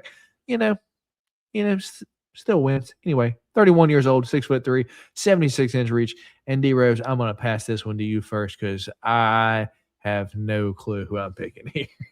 Let's see if like you can win me your way or if I'm going to end up going the other way. Odds for the fight, -143 Modestas Bukauskas, which is probably the way I'm leaning just because the double arm surgery, Nikita Krylov. I don't think I can just I can pick him anyway. He's +123. Which way are you going here, Dearest? Yeah, I think for me, Nikita Krylov is a guy who, dude, I remember watching like a random UFC fight night back in 2016. Like when it was on Fox. Nikita Krylov. Yeah, when it was on Fox. It was on FS1 and Nikita Krylov head kicking Ed Herman into the next galaxy. Like it was so crazy. I remember that's when I was first introduced to Nikita Krylov, and I was like, dude, to think about that was 10 years ago, and he's still 33. Like, get the hell out of here. No, he's not. Like, dude, I need to see a birth certificate at this point because there's no way he's 33 years old. This dude has been, he's been at it for a long time against a lot of the high level competition. And I think for Bukauskas, he had the, tough run of the UFC initially, but has came back and really been looking great. I mean, I think he had the 1 loss But other than that, he's gotten a lot of wins and he's gotten a lot of finishes as well. He did have the loss against Vitor Petrino. Vitor Petrino put him out pretty good. But yeah, he's gotten, 3 finishes in his last 4 fights. Looking good, got a lot of confidence right now. I think Nikita Krylov is a good fighter, but he's shown me that he's a little bit chinny at this point, man, and can be hurt. And Bukauskas has shown a little bit of that killer instinct in his last couple fights to where I think Bukauskas gets it done, and I think he gets it done early. I'm going round 1 KO for Modestas Bukauskas here to get it done against Nikita Krylov. All right. I'll agree with your pick. I'll go Bukauskas. I don't know if I'm trusting him though. I'll go Bukauskas via decision, man. So me and you are on the same side there. Moving on, we got Atiba Gaethje taking on Andre Pulaev. Oh yeah, Andre Pulaev was a dude that looked like sickly, dude. Like this is like about to be 2 frames, both 6'4", both 185 pounds. But you're gonna be like, what the fuck? Like one is so skinny and rail thin, and then Atiba Gaethje is just gonna be this hulking monster, dude. I'm not breaking this one down. Atiba Gaethje, we know what he does. He fucking goes in there, puts people's lights out. I suspect him to do the same thing. I don't like the odds though. Odds for the fight I saw earlier are fucking. I'm like, okay, I don't know if it should be that big, but Atiba Gaethje minus 800, Andre Pulaev plus 550. Not going to be betting it, but I'm going to go Atiba Gaethje to win. Let's go round 2 knockout because I think Pulaev can tie up Atiba Gaethje enough in the first round to maybe make it 5 minutes. But I don't think he's going to make it 10 minutes, dude. Give me Atiba Gaethje. Probably early second round knockout. He was like, you ain't getting me on the cage again. I'm going to fucking kill you, right? He's going to just dead him 4 seconds into the second round.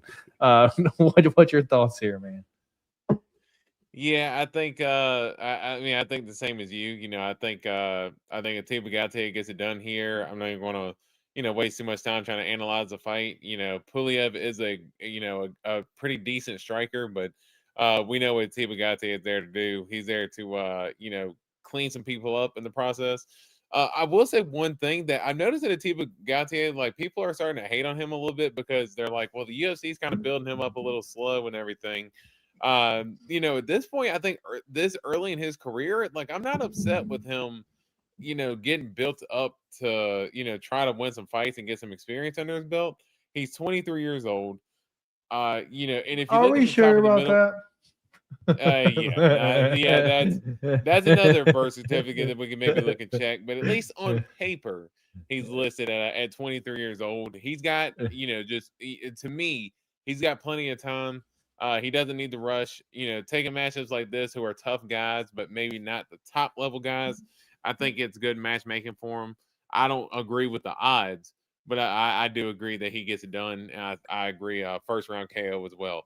And let's see if Andre Pulaev is going to continue the streak that Atiba Gaethje's opponents do, and that's wave Atiba Gaethje in after Atiba Gaethje lands a massive punch.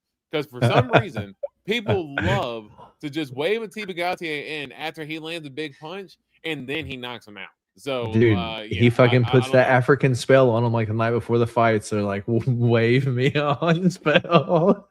Yeah, dude. I mean, hey, freaking Tristan Vines or whatever, the dude who kind of seized up in the clinch or whatever. Yeah. At least he didn't do it. But yeah, Medina and Valentine both were like, they got punched. Like teeth are flying out of their mouth, and then they're like, "Come on, dude! Like, give me more concussion."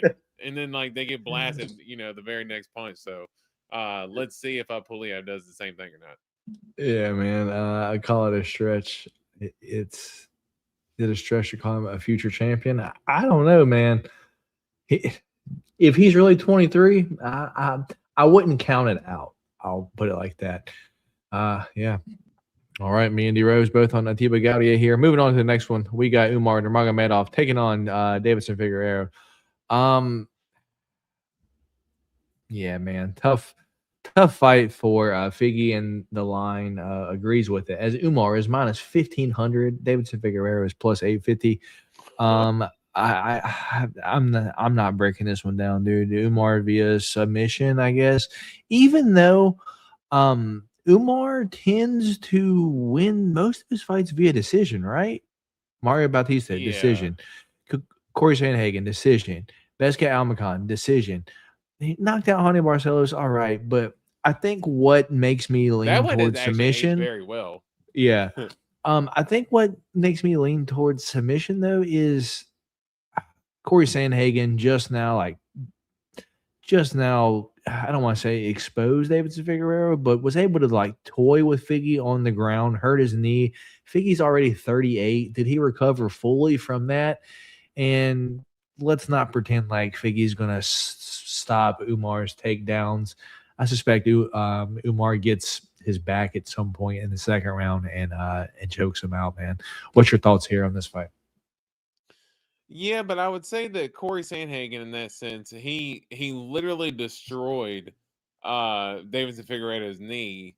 Versus, I don't necessarily think that Umar kind of has those types of attacks, and he's not necessarily the submission threat on the ground as well. I think that he's kind of more for the control. For me, I do think that Umar gets it done. And I think he gets it done by decision. But yeah, I think in terms of him going in, I don't think it'll be a dominant fight by any sense, but I do think that it'll probably be it'll be decisive at the end who's going to win the fight. Umar by sub is only plus 170, which is actually pretty surprising. That is surprising. Yeah. But looks like me and you are both on the same. I'm on sub, you're on decision. Yeah. All right, moving on to the next one. We got 1, 2, 3, 4, 5 fights left, man.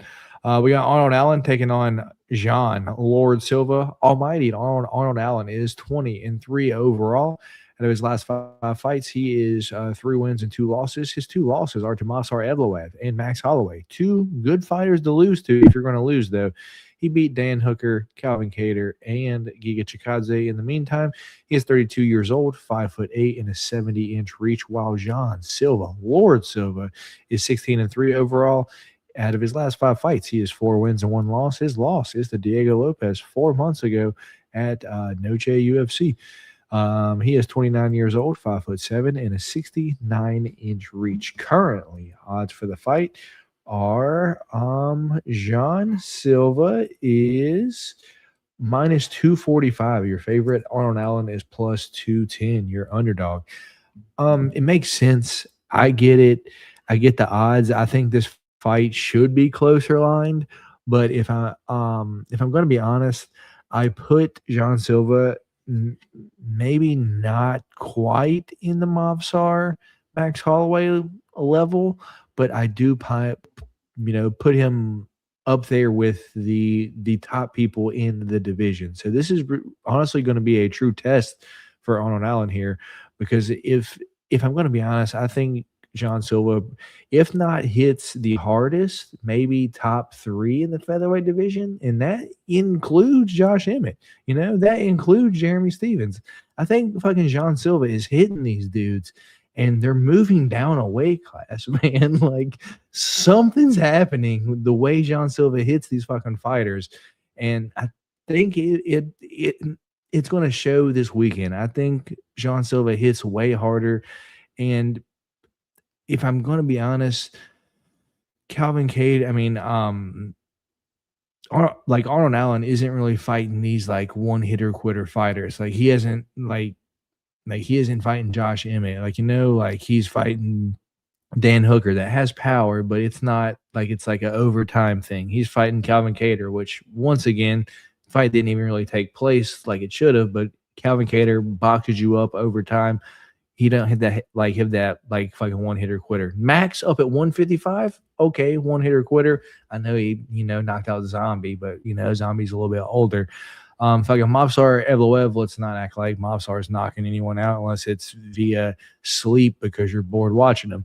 And then if Giga Chikadze has the kick threat, but also Giga's a little bit older now too. So I just don't think Arnold Allen has fought anyone with the threat that John Silva has. And that being said, I'm going to go John Silva to win this fight. Guess what? Again, by second round knockout. At minus 245, I guess it could be a solid parlay piece, but I'd prefer it to not bet it more than minus 200 for John Silva. What's your thoughts here, man?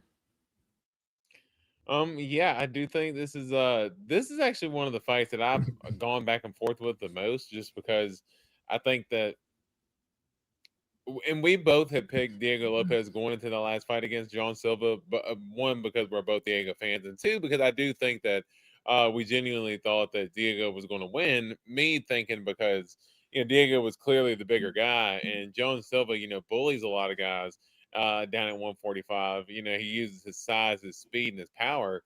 Versus you ain't gonna be able to bully Diego. Like, I don't care who you are. Like, dude, you are not going to make that dude back down for nothing. Arnold Allen does have a lot of that same mentality where, he can bite down on the mouthpiece and he can throw down a little bit.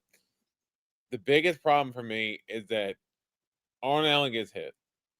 And Arnold Allen gets hurt. Got dropped took a knee against Max.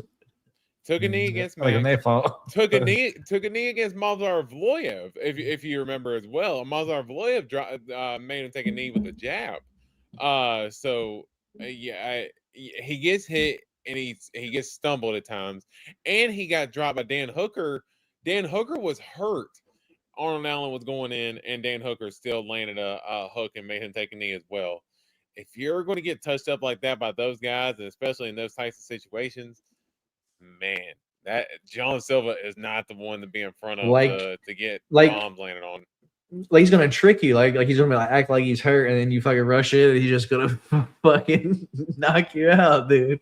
Well, so that was gonna be my point about John Silva, was that, dude, I don't need him messing around. Like, if there's one thing that's part of his fight style, is he messes around. Yeah, dude, get to it. Like, because the thing is with like Diego, you can kind of make the argument that like, hey, he kind of like was almost kind of letting Diego back into the fight a little bit by not putting his foot on the gas, and then ultimately got finished. Now, I did think that Diego was just going to win the fight anyway, but man, if you're hitting somebody the way that he was kind of hitting Diego before that, in that finishing sequence, if Arnold Allen's getting hit like that, it's going to be tough for him to recover. But I need John Silva to put his foot on the gas and quit doing this BS, man. The stupid high fives and constant handshakes and stuff.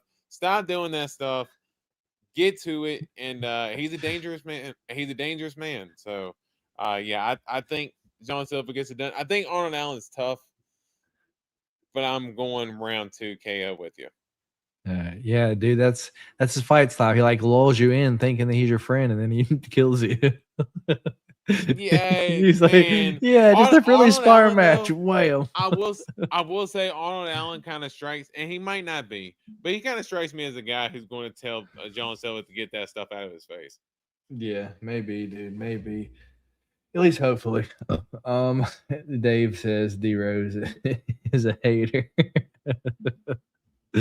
All right, man. Moving on to the next one. We got Natalia Cristina Da Silva taking on Thug Rose Namajunas. I'm the best. Anyway, Natalia Silva is 28 years old. Out of her last 5 fights, she is 5-0. She is 5'4" and a 65-inch reach. And currently, she is a minus 350 favorite. I thought it was minus 4. Yeah, look, minus 440 at one point earlier in the week. So someone's coming in on Thug Rose, dude. I hope they like the fucking donation they're making this weekend, though. Thug Rose 14-7 overall. Out of her last 5 fights, 3 wins, 2 losses. Yeah, she beat Miranda Maverick. She lost to Blanchfield. Yeah, she beat Tracy Cortez. That was a close fight, too, man. She beat Amanda Hebus. Whoop-de-doo, dude. 33 years old, 5'5". I don't think Rose belongs at 125, man. I think Rose just had her run. And Natalia Silva is the new young contender, dude. Ain't nobody beating her. No, I'm calling her right now. I fucking called it maybe 3 fights ago. She's going to be the champion. just whenever she fights for it, she's going to be the champion. She's beating Valentina right now. She's beating Manon Fury right now. She's beating Erin Blanchfield right now. There is not a girl in this division that touches Natalia Silva right now. She's going to fucking dance around them and box the shit out of them in pure, utter beauty. That's the way she does it, man. Alexa Grasso was one of my favorites. Probably with the most heavy boxing, legit heavy boxing pressure that's clean and effective in the division. And she had nothing for like Natalia Silva. Maybe like Manon Fury, it could be a close point battle, but the fight's going to be ass, and I would still take Natalia Silva in that fight.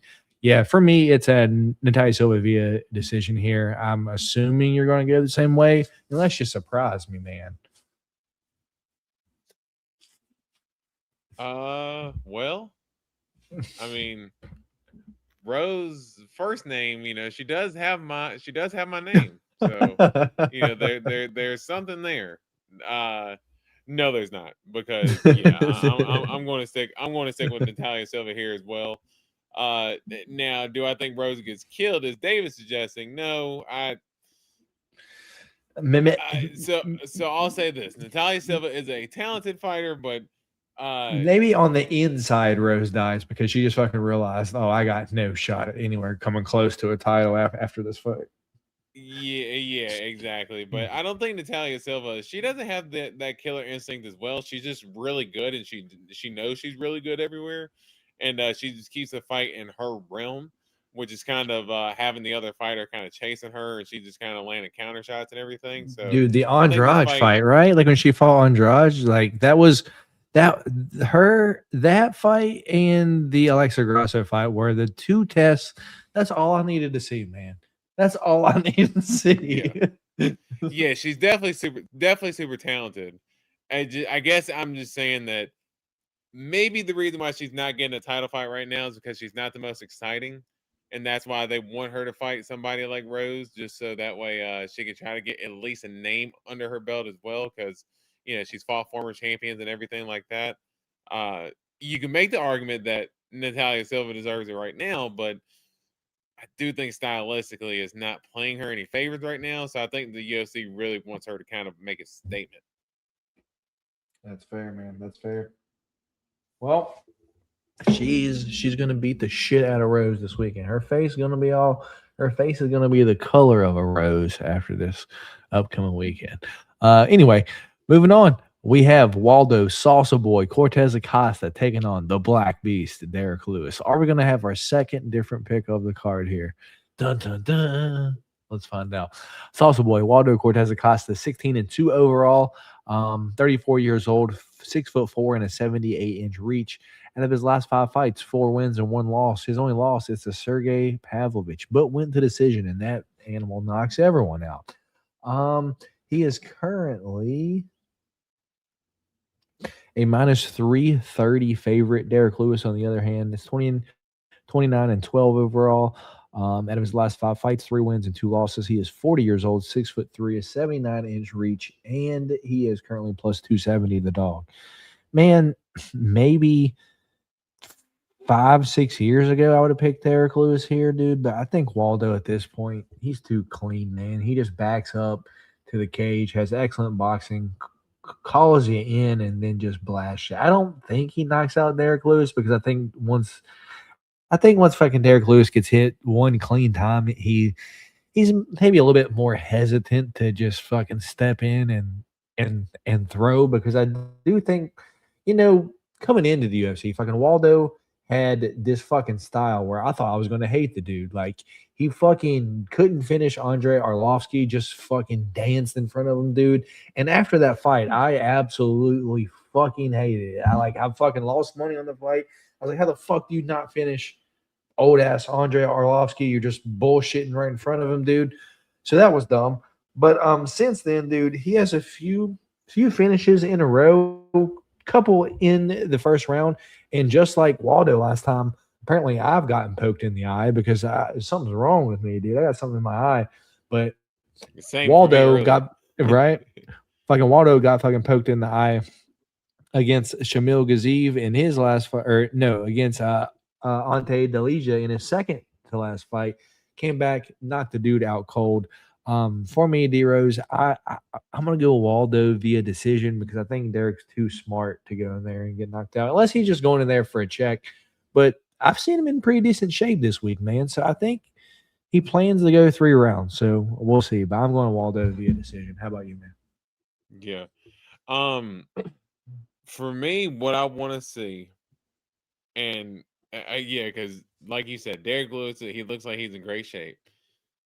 I want to see what version of him comes out because we've seen him come out and be a little bit more aggressive, like against Taliesin Teixeira. I think he used the eye poke to kind of set up that combo. Let's be honest, but we were both on Derek Lewis big, and I had bet on Derek. I had a couple different bets on Derek Lewis, and ended up hitting my. I think I had a straight up, and I had a parlay with Derek Lewis on the end of it, and was able to hit both in that last fight. So. But it's definitely a tough matchup against Waldo, where Waldo I think is a cleaner boxer of the two. Now one of the things that he does is Waldo loves to kind of get up on the fence and roll with punches and kind of shoulder roll them and block them and then kind of go back in exchange. Do not do that with the heavyweight king. You are going to get put out if you go in there and try to roll with Derek Lewis punches, because even if he just grazes you on the top of your head, it's enough to put you out of there. And I think that's what happens. I don't know why. I just have this image in my head of Waldo kind of backing up against the fence, him trying to get Derek Lewis to kind of blow his wad. Derek Lewis just ends up landing the perfect punch and rocking Cortez Acosta. And I think he finishes off with some ground and pound. Let's go, Derek Lewis. I'm going round 1 KO Shit, for dude. Derek Lewis here. I'm All right, feeling dude. it. I wouldn't hate it. I wouldn't hate it. Like, I would love to see the Black Beast get another knockout. Time after time. And I fucking pick Derek Lewis every time with my fucking knockout. But I think what scares me off this one is seeing him fight Robelis de Spain, taking his shots, no problem. Him fighting freaking fucking Sergey Pavlovich, taking his shots, fucking no problem. I don't know. I think that's why I'm leaning that he doesn't get fucking knocked out. But hey, I wouldn't hate being wrong. Antoine's going for Black Beast. And then Dave also going for Black Beast as well. Looks like I'm on my own island here on the fucking -330 favorite. So there, D-Rose going Derek Lewis. He has been called Waldo Cortez Acosta out for a little bit. Like he's actually been he's been telling Waldo Cortez Acosta to call him out. Yeah. So I don't know necessarily what the matchup is with Derek Lewis that he likes, but that's also what's got me probably because he just fucking damn, he ain't gonna try to take me down. I'm all right with that. But Derek Lewis was calling for him when he was when WCA was unranked and stuff. So, but I don't know. I guess we'll see. Because he says he's not black. I'm no black. I'm no black. No, he don't say that. That's funny. That's funny. Maybe he kind of wants to fucking pass the torch to fucking Waldo. There you go. Anyway, we got 2 fights left, dude. Co-main event of the evening, which is surprising because this was the main event of the prelims, right? I actually don't know. I think this was the main event of the fucking prelims before the fucking Kayla Harrison fight pulled out, dude. But anyway, so Sean O'Malley versus Song Yadong is happening. I got my Sugar shirt on. Yeah, it's no secret who I'm going for. Even though Sean O'Malley has lost his last 2 fights, he is 18-3 overall, 31 years old, 5'11" and a 72-inch reach. While Song Yadong is 22-6 or 22-8-1 overall, 28 years old, 5'8" and a 67-inch reach. Yeah, odds for the fight where Sean O'Malley is -200 on the dot. Song Yadong is +170. Yeah, man, I just think Song is too little to be in there trying to implement his game plan against fucking Sean O'Malley. He don't have the same wrestling pressure that Merab has. He might get Sean down once, but I think Sean gets up. Sean's pretty good on the ground too. I don't think Sean knocks out Song Yadong, but Sean has fought so many people like Song Yadong. I just think it's another pre-champion fight for him, man. I think he makes it look easy. The thing is, I think he wins via decision now. What's your thoughts here, man? Yeah, I think I think this could be a potentially competitive fight, but I do think that this is the type of stylistic matchup that typically gives Song Yadong problems. I'm a big Song Yadong guy, but I do think the length of Sean O'Malley, the ability to kind of strike at range, he's got good takedown defense and typically good distance control for the most part. Now, I do think Song Yadong's best path here is to try to get the takedown, because I think if he's not able to get the takedown, man, it's going to be a long night of him kind of chasing and missing against Sean O'Malley. But I think Sean realizes the challenge ahead, because he realizes that, hey, there's a potential that he can win this fight and get the title shot next. Potentially while Merab is sitting on the sideline, and Peter Yan could potentially call for that fight because he wants that rematch back against O'Malley. So I'm going to go O'Malley here. I'm going to go by decision because I think Song is tough. I've never really seen him get like hurt or wobbled or anything. Now, if O'Malley gets a KO, I think it's without a doubt O'Malley gets a title shot next. But I do think Song Yadong is just a little bit too tough, unless you get some type of doctor stoppage like the Corey Sandhagen thing. I think Sean O'Malley wins by decision. I agree. Main event time. If you guys haven't already, do your boys a favor, hit that thumbs up button for us. Hey, and if you want to, share this with someone that wants to hear a bunch of news from earlier and then picks for this weekend. We would greatly appreciate if you would share this. But with that being said, main event, Justin Gaethje taking on Paddy the Baddy Pimblett. Justin Gaethje is 26-5-0, while Paddy Pimblett is 23-3. Justin Gaethje, out of his last 5 fights, has 3 wins and 2 losses. His 2 losses were to Charles Oliveira 3 years ago and to Max Holloway a year and 9 months ago. He is 37 years old, 5'11", and a 70-inch reach, while Paddy, the Baddy Pimblett, is 5-0 over his last 5. Obviously beat Michael Chandler, Bobby Green, Tony Ferguson, and Jared Gordon, kinda, if you want to, I guess, and then Jordan Levitt. None of which compared to who he is fighting this weekend. Maybe the closest is Michael Chandler.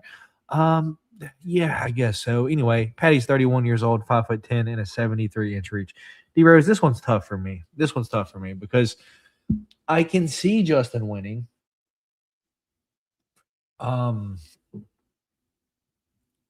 However, I just think, man, if it was 2-3 years ago, maybe if they shot Paddy like up to the fucking top, like fucking real quick, like, hey, third fight in, Paddy Pimblett versus fucking Justin Gaethje, I would have picked Justin then, dude. But he was so patient in the fucking Michael Chandler fight, and it looked like, to me, it looked like a Charles Oliveira-esque performance. Like, it looked just like Charles looked against fucking Michael Chandler. And I think Paddy can do the same thing against Justin Gaethje. I don't know if Paddy can hurt Justin, though, like Charles did, because that's going to be can Paddy wobble Justin enough to get him down, take the back, choke him out? Or is he just going to try to grapple? But because the longer this is on the feet, the longer Paddy has a chance to get fucking knocked out, dude. This one has been so tough for me. I've been going back and forth. I think I would prefer for Justin to win this fight, but I know the UFC, and it would truly be better for the sport if Paddy won this fight. He's younger. He has a fan base. And I just think that's the way I have to go, man. Give me Paddy to win this fight via decision, man. Could be submission. I might bet Paddy submission or decision, but right now, odds for the fight, Paddy is minus 225, kind of makes sense. And Justin Gaethje is plus 190, the underdog. I don't know if I picked any underdogs this entire fight card, man. Yeah, I believe you did ride with all the favorites, but lots of close fights though. Yeah, they're the favorites for a reason. But Justin Gaethje, he's kind of going into this mindset that he's not treating every fight like it's his last fight, but he's kind of going in there kind of one fight at a time mentality. So I think he's really kind of looking and trying to seize the moment here. I think for Patty, and Patty also realizes a big opportunity in front of him as well. That because in my opinion, I think that Ilya Taporia wanted the Patty Pimblett fight, but the UFC could not justify or make sense of giving Patty the title fight immediately. So they were kind of like, hey, you know what? Let's just do an interim fight. Why not? And decided to put Justin Gaethje and Patty Pimblett up against one another. Now, man, I just think stylistically, Gaethje's obviously got the power. Patty Pimblett's obviously got the jiu-jitsu skills. Man, the thing that worries me about Patty a little bit, man, from picking him is going back and watching that Chandler fight. And there are multiple moments where he is landing leg kicks on Chandler, but he's also paying for it because Chandler is firing that right hand down the middle. And he caught Patty a couple different times. Man, if Justin catches you like that, it's going to be night-night. And for me, I don't think Patty's a superior grappler, but he's not a superior wrestler.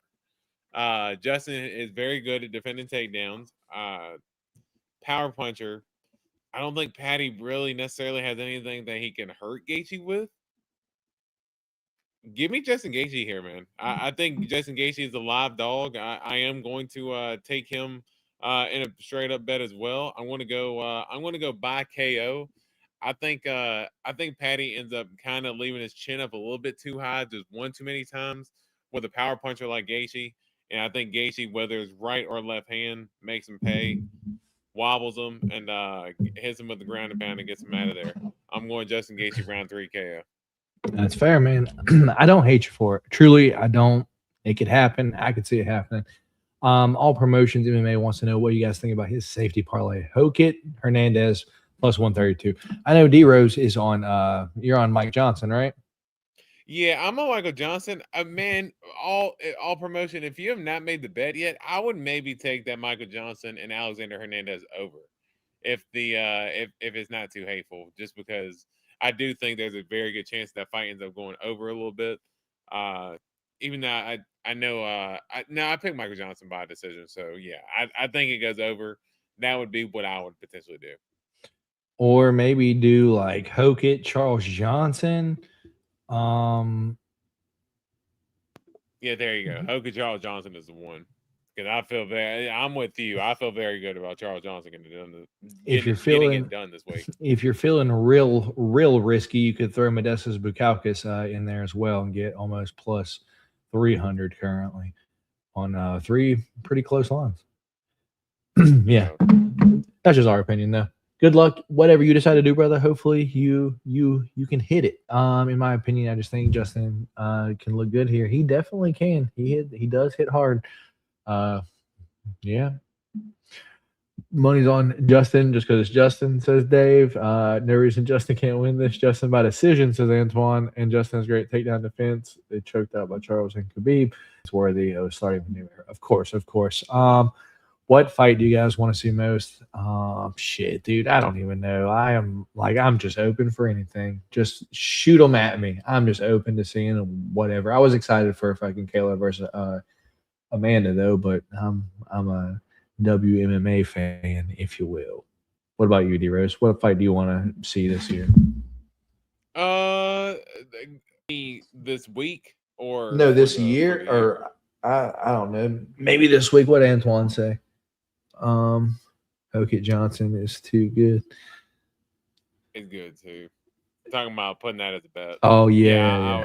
I would say, I would feel much more comfortable with that. I would say in terms of the fight this weekend is probably it's got to be the main event, right? I mean, and I guess if it's not the main event, probably the co-main. That should be a pretty fun fight as well. But maybe in terms of this year, of course, nothing's official yet or anything. But man, John Jones and Alex Pereira kind of throwing shots at one another. I wouldn't mind seeing that. Yeah, I agree. I just can't trust Agent Michael Johnson, and that's why I'm going But D Rose is on the other side. If we roll into another pay-per-view, next Saturday, how do you guys feel about the Australian card? I haven't really looked too much at it. The top of the fights are good though. We got Diego Lopez taking on Alexander Volkanovski, so that's cool. But I don't know. Anyway, we got Poetan, my dude, clapping Jesus also there at the side. Oh man, what's your thoughts about that during the new year, D Rose? Man, people made way too much of this story than what it should have been. That's all I'll say. I'm just surprised that so many people are so infatuated with others' love lives. It's crazy. Dude, if you saw that line for Tracy Cortez, man, people care. People care. Yeah. No, I understand, but yeah, it's just a bunch of sweaty, smelling like Frito dudes who are going to have no shot in the world at her, but then they're going to call her a whore because she's freely doing what she's entitled to do because she's a grown ass woman. Like I don't get it, but hey, you know, take offense to that, there is. It's true, Dave. Yeah. All right, D-Rose. So let's introduce how the Pick Champ is working this year. So the past few years, me and D-Rose were doing Bean Boozled, if you will. Do I have a bot? Yeah, we were doing Bean Boozled these past few years, and I have a few beans left in there, but unfortunately, sadly for you guys, I will not be eating them. Neither will D-Rose this week. Thank goodness, dude. I don't know how much more I can stand to throw up after eating these fucking disgusting ass beans. So this year, we've changed it up, D-Rose. We have two options. Maybe going to add a third. We'll talk about it when we're there, and the loser will spin the little wheel, dude, and whatever it lands on is what you have to do this week. So what we have so far, and D-Rose, I will bring one of these to you when I come.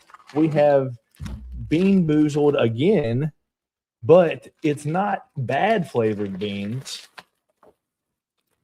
They are Fiery 5 flavored beans. So they're all hot flavored beans.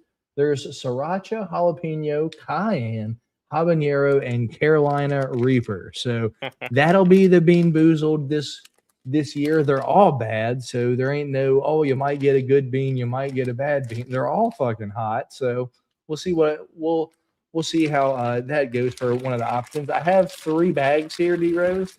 I'll probably bring 2 of them to you because you have children that likes to eat things. So maybe they'll learn a lesson or two eating fucking habanero hot beans. And so that is one of the options. And the other option this year, and the other option this year are these mega sour candies. I was Googling, and this is apparently the world's most sour candy. I was reading a few reviews, and it was like, this is like putting 4 to 5 warheads in your mouth at one time, and it fucking lasts for like 2 minutes. So we'll do that. That'll be one of the options too. It's either a sour or a hot. And our option, I'm gonna run it by you, D-Rose. Should we include smelling salts? I'll fucking order them while I'm there for you, and that'll be one of the options. We got a fucking smelling salt fucking whiff. I guess because to my understanding, like, man, I've seen some people do smelling salts and get like a jolt from it. So yeah, it burns your nose really bad, but it apparently gives you like a adrenaline rush at the same time. Man, I like the so you know what I kind of like? I like the idea of the sour or the fire one. Mm-hmm. And so I like the idea of maybe having 2, and then we have the wheel decide which flavor we eat between the sour or the spicy one. That's like what I said. Yeah. Oh, okay. I'm sorry. I didn't hear you say. I didn't hear you say spin the wheel part. Yeah. So the wheel's going to decide what we do. But I'm saying, do we add a third option and add the fucking smelling salt like in there? Or I like the. Or like, how about this? We'll just play it by ear for the first few weeks, and if like we found out like that one of these aren't that bad, then we'll then we'll add a third one, or Well, like I'll fucking tell clean you, sweep weeks or something shit like that. I did order an extra thing of Bean Boozled. Mm. You could throw Bean Boozled. I don't want there to be a as chance of anything good happening out of it. That's the thing. It's a punish. Because with fucking Bean Boozled, you end up getting 2 good beans or 3 good beans in your case multiple times. Yeah, I mean, hey, trying to throw something else out there, but Yeah. I mean, if we're getting excited off smelling salts, I think it kind of defeats the purpose, you know. Yeah, I mean, but apparently, like fucking, I don't know. Fucking let the chat. I don't think I've ever done a smelling salt like before. But anyway, D Rose, your options for me to bring to you are fruits. You have apple or raspberry. I mean, you would think apple would be the most sour. Of the All right, three, well, I will bring. I don't know how many is in here. It's probably like 8 in here, 10 in here. Like they're like the size of a gumball, so they're pretty fucking big. So that bitch is gonna be sour. Are they like jawbreakers, are they like forehead jawbreaker types, or is it gum? Like it's hard candy. Okay. Yeah. So you have to deal with it for a few minutes, apparently. Anyway, it seems like 8 to 10 in here. So I might bring you I might just bring you 2. Like I might bring you like the fruits, the fruits and the apples. So I'll bring you 2 packs of beans and fucking 2 sours. So you're at least good for like a fucking little bit, and then fucking you can order yourself that shit going forward. These shits are kind of expensive though, not gonna lie. Like $20 for these 3 little packs here. But hopefully they're sour as shit and it's actually punishment worthy, if you will. So I'll keep my 2 shits here and that to you when I fly your way, young sir. Next week, dude, I'm supposed to be flying on Wednesday in the morning. I leave at 10, but I should be back here by 5 p.m. So I believe we should be able to do the podcast. But if we need to push it back a few minutes, is that cool with you? Or hour or so? We can make it quick. All right. Because it's like we'll we'll kind of recap the fights as we go this weekend, so we won't have to stress about recapping the card or anything. Gotcha. All right, so I guess let's just get into the chat one last time before we get out of here, D Rose. Louis D Rose, these incel getting defensively attractive woman. Boo, says Dave. Why do you think that is? A lot of guys like self-confidence. Hey, she's clearly if they're still talking about, oh shit, this rules. All right, Dave's a fan, or maybe not. Dave wants the booger. I don't know. Jason Myers. Who's Jason Myers? Is that the kicker for the Seahawks? Oh, okay. Just need to believe you while you're at it. You just have a hard on for the next fucking 2 hours. And you got to stand up in the camera. Why? Oh my god, dude. You wouldn't be able to see mine. Mine's like a fucking tuna can. It's like fucking 1 inch long, like 6 inches wide. Yeah, standing up directly. Austin says yes to the smelling salts. Do you enjoy the NFL playoffs? Bo Nickel broke his ankle. What's the worst? Dave would love that show, dude. What's the worst injury you guys fucking suffered? I got a fucking splinter once in my fucking finger. Oh, it hurt bad, dude. I fractured my foot one time. I got a splinter. Terrible SpongeBob. Won't you? Yeah, right. You got a Weenie Hut Juniors. Yeah. I was about to say, get your ass out of here. I fractured my foot once, but I did it on a slip and slide, so it was even funny. Oh, that was when you were a little bit older too, right? Yeah. That was like 2 years ago. Yeah. That was like 2 years the other day. Actually, you're like I'm in a boot right now. You fucking put your foot up. Nah. Yeah. You've been going to a lot of Spurs games, Matt. I went to. I think so. I've been here. I've been to 3, but I think the thing is like Antoine, I have to get a job before I'm just fucking just spending this fucking money, dog. Like I'm just I gotta stop fucking spending money before I get a fucking job. But yeah, I've been going to some Spurs games. It's been fun. Haven't missed the Wemby there yet, so that's cool. Every time that I've been, he's been playing, which is pretty sick. Lost a lot of money betting NBA over this past 6 weeks. Not gonna lie, but it is what it is. Yeah, D-Rose, anything before we get out of here, man? Nah, man. Good pod today. Good to be back, and hey, good to be back with the boys. And catch us next week for the hockey puck and cowtail. Peace. Yeah.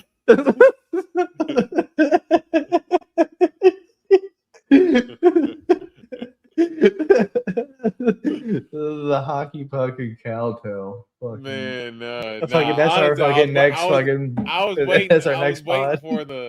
I was waiting for the sign out on that one, man. That was that was it. Oh my goodness, yeah, dude. That's what we're gonna fucking change the podcast name to.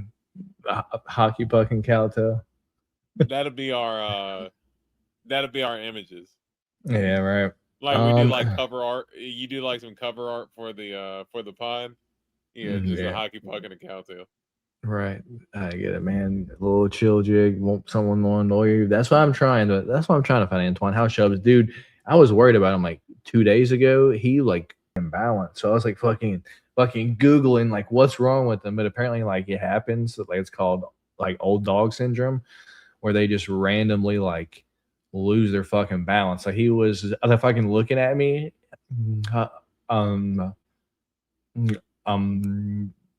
Like in his eyes were like fucking twitching, like he had been doing fucking circles or all fuck. So like, but apparently like they only last like 2 or 3 days, and like I would say he's like back to like 80% now. Like I can fucking walk him outside now, and he ain't like fucking falling over while he's fucking walking and shit. But I was worried about him a fucking couple of days ago, dude. This dog fucking stresses me out. I fucking worry about this dog so much, but he's old as fuck, so yeah, it is what it is.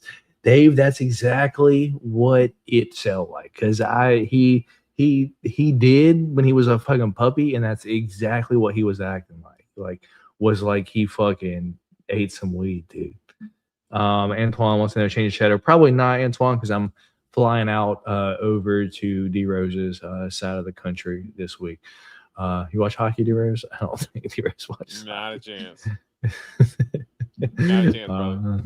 All right. With that being said, that's going to be all from us. Hopefully on time here Wednesday next week. But in the meantime, catch us Saturday for the live stream. UFC 324. Me, the hockey puck, and D-Rose, the cowtail, will be there live streaming. Give our live reactions to what's happening at UFC 324, and then get our recap in the end. But with that being said, me and D-Rose will catch you guys Saturday for the UFC 324 Fight Companion.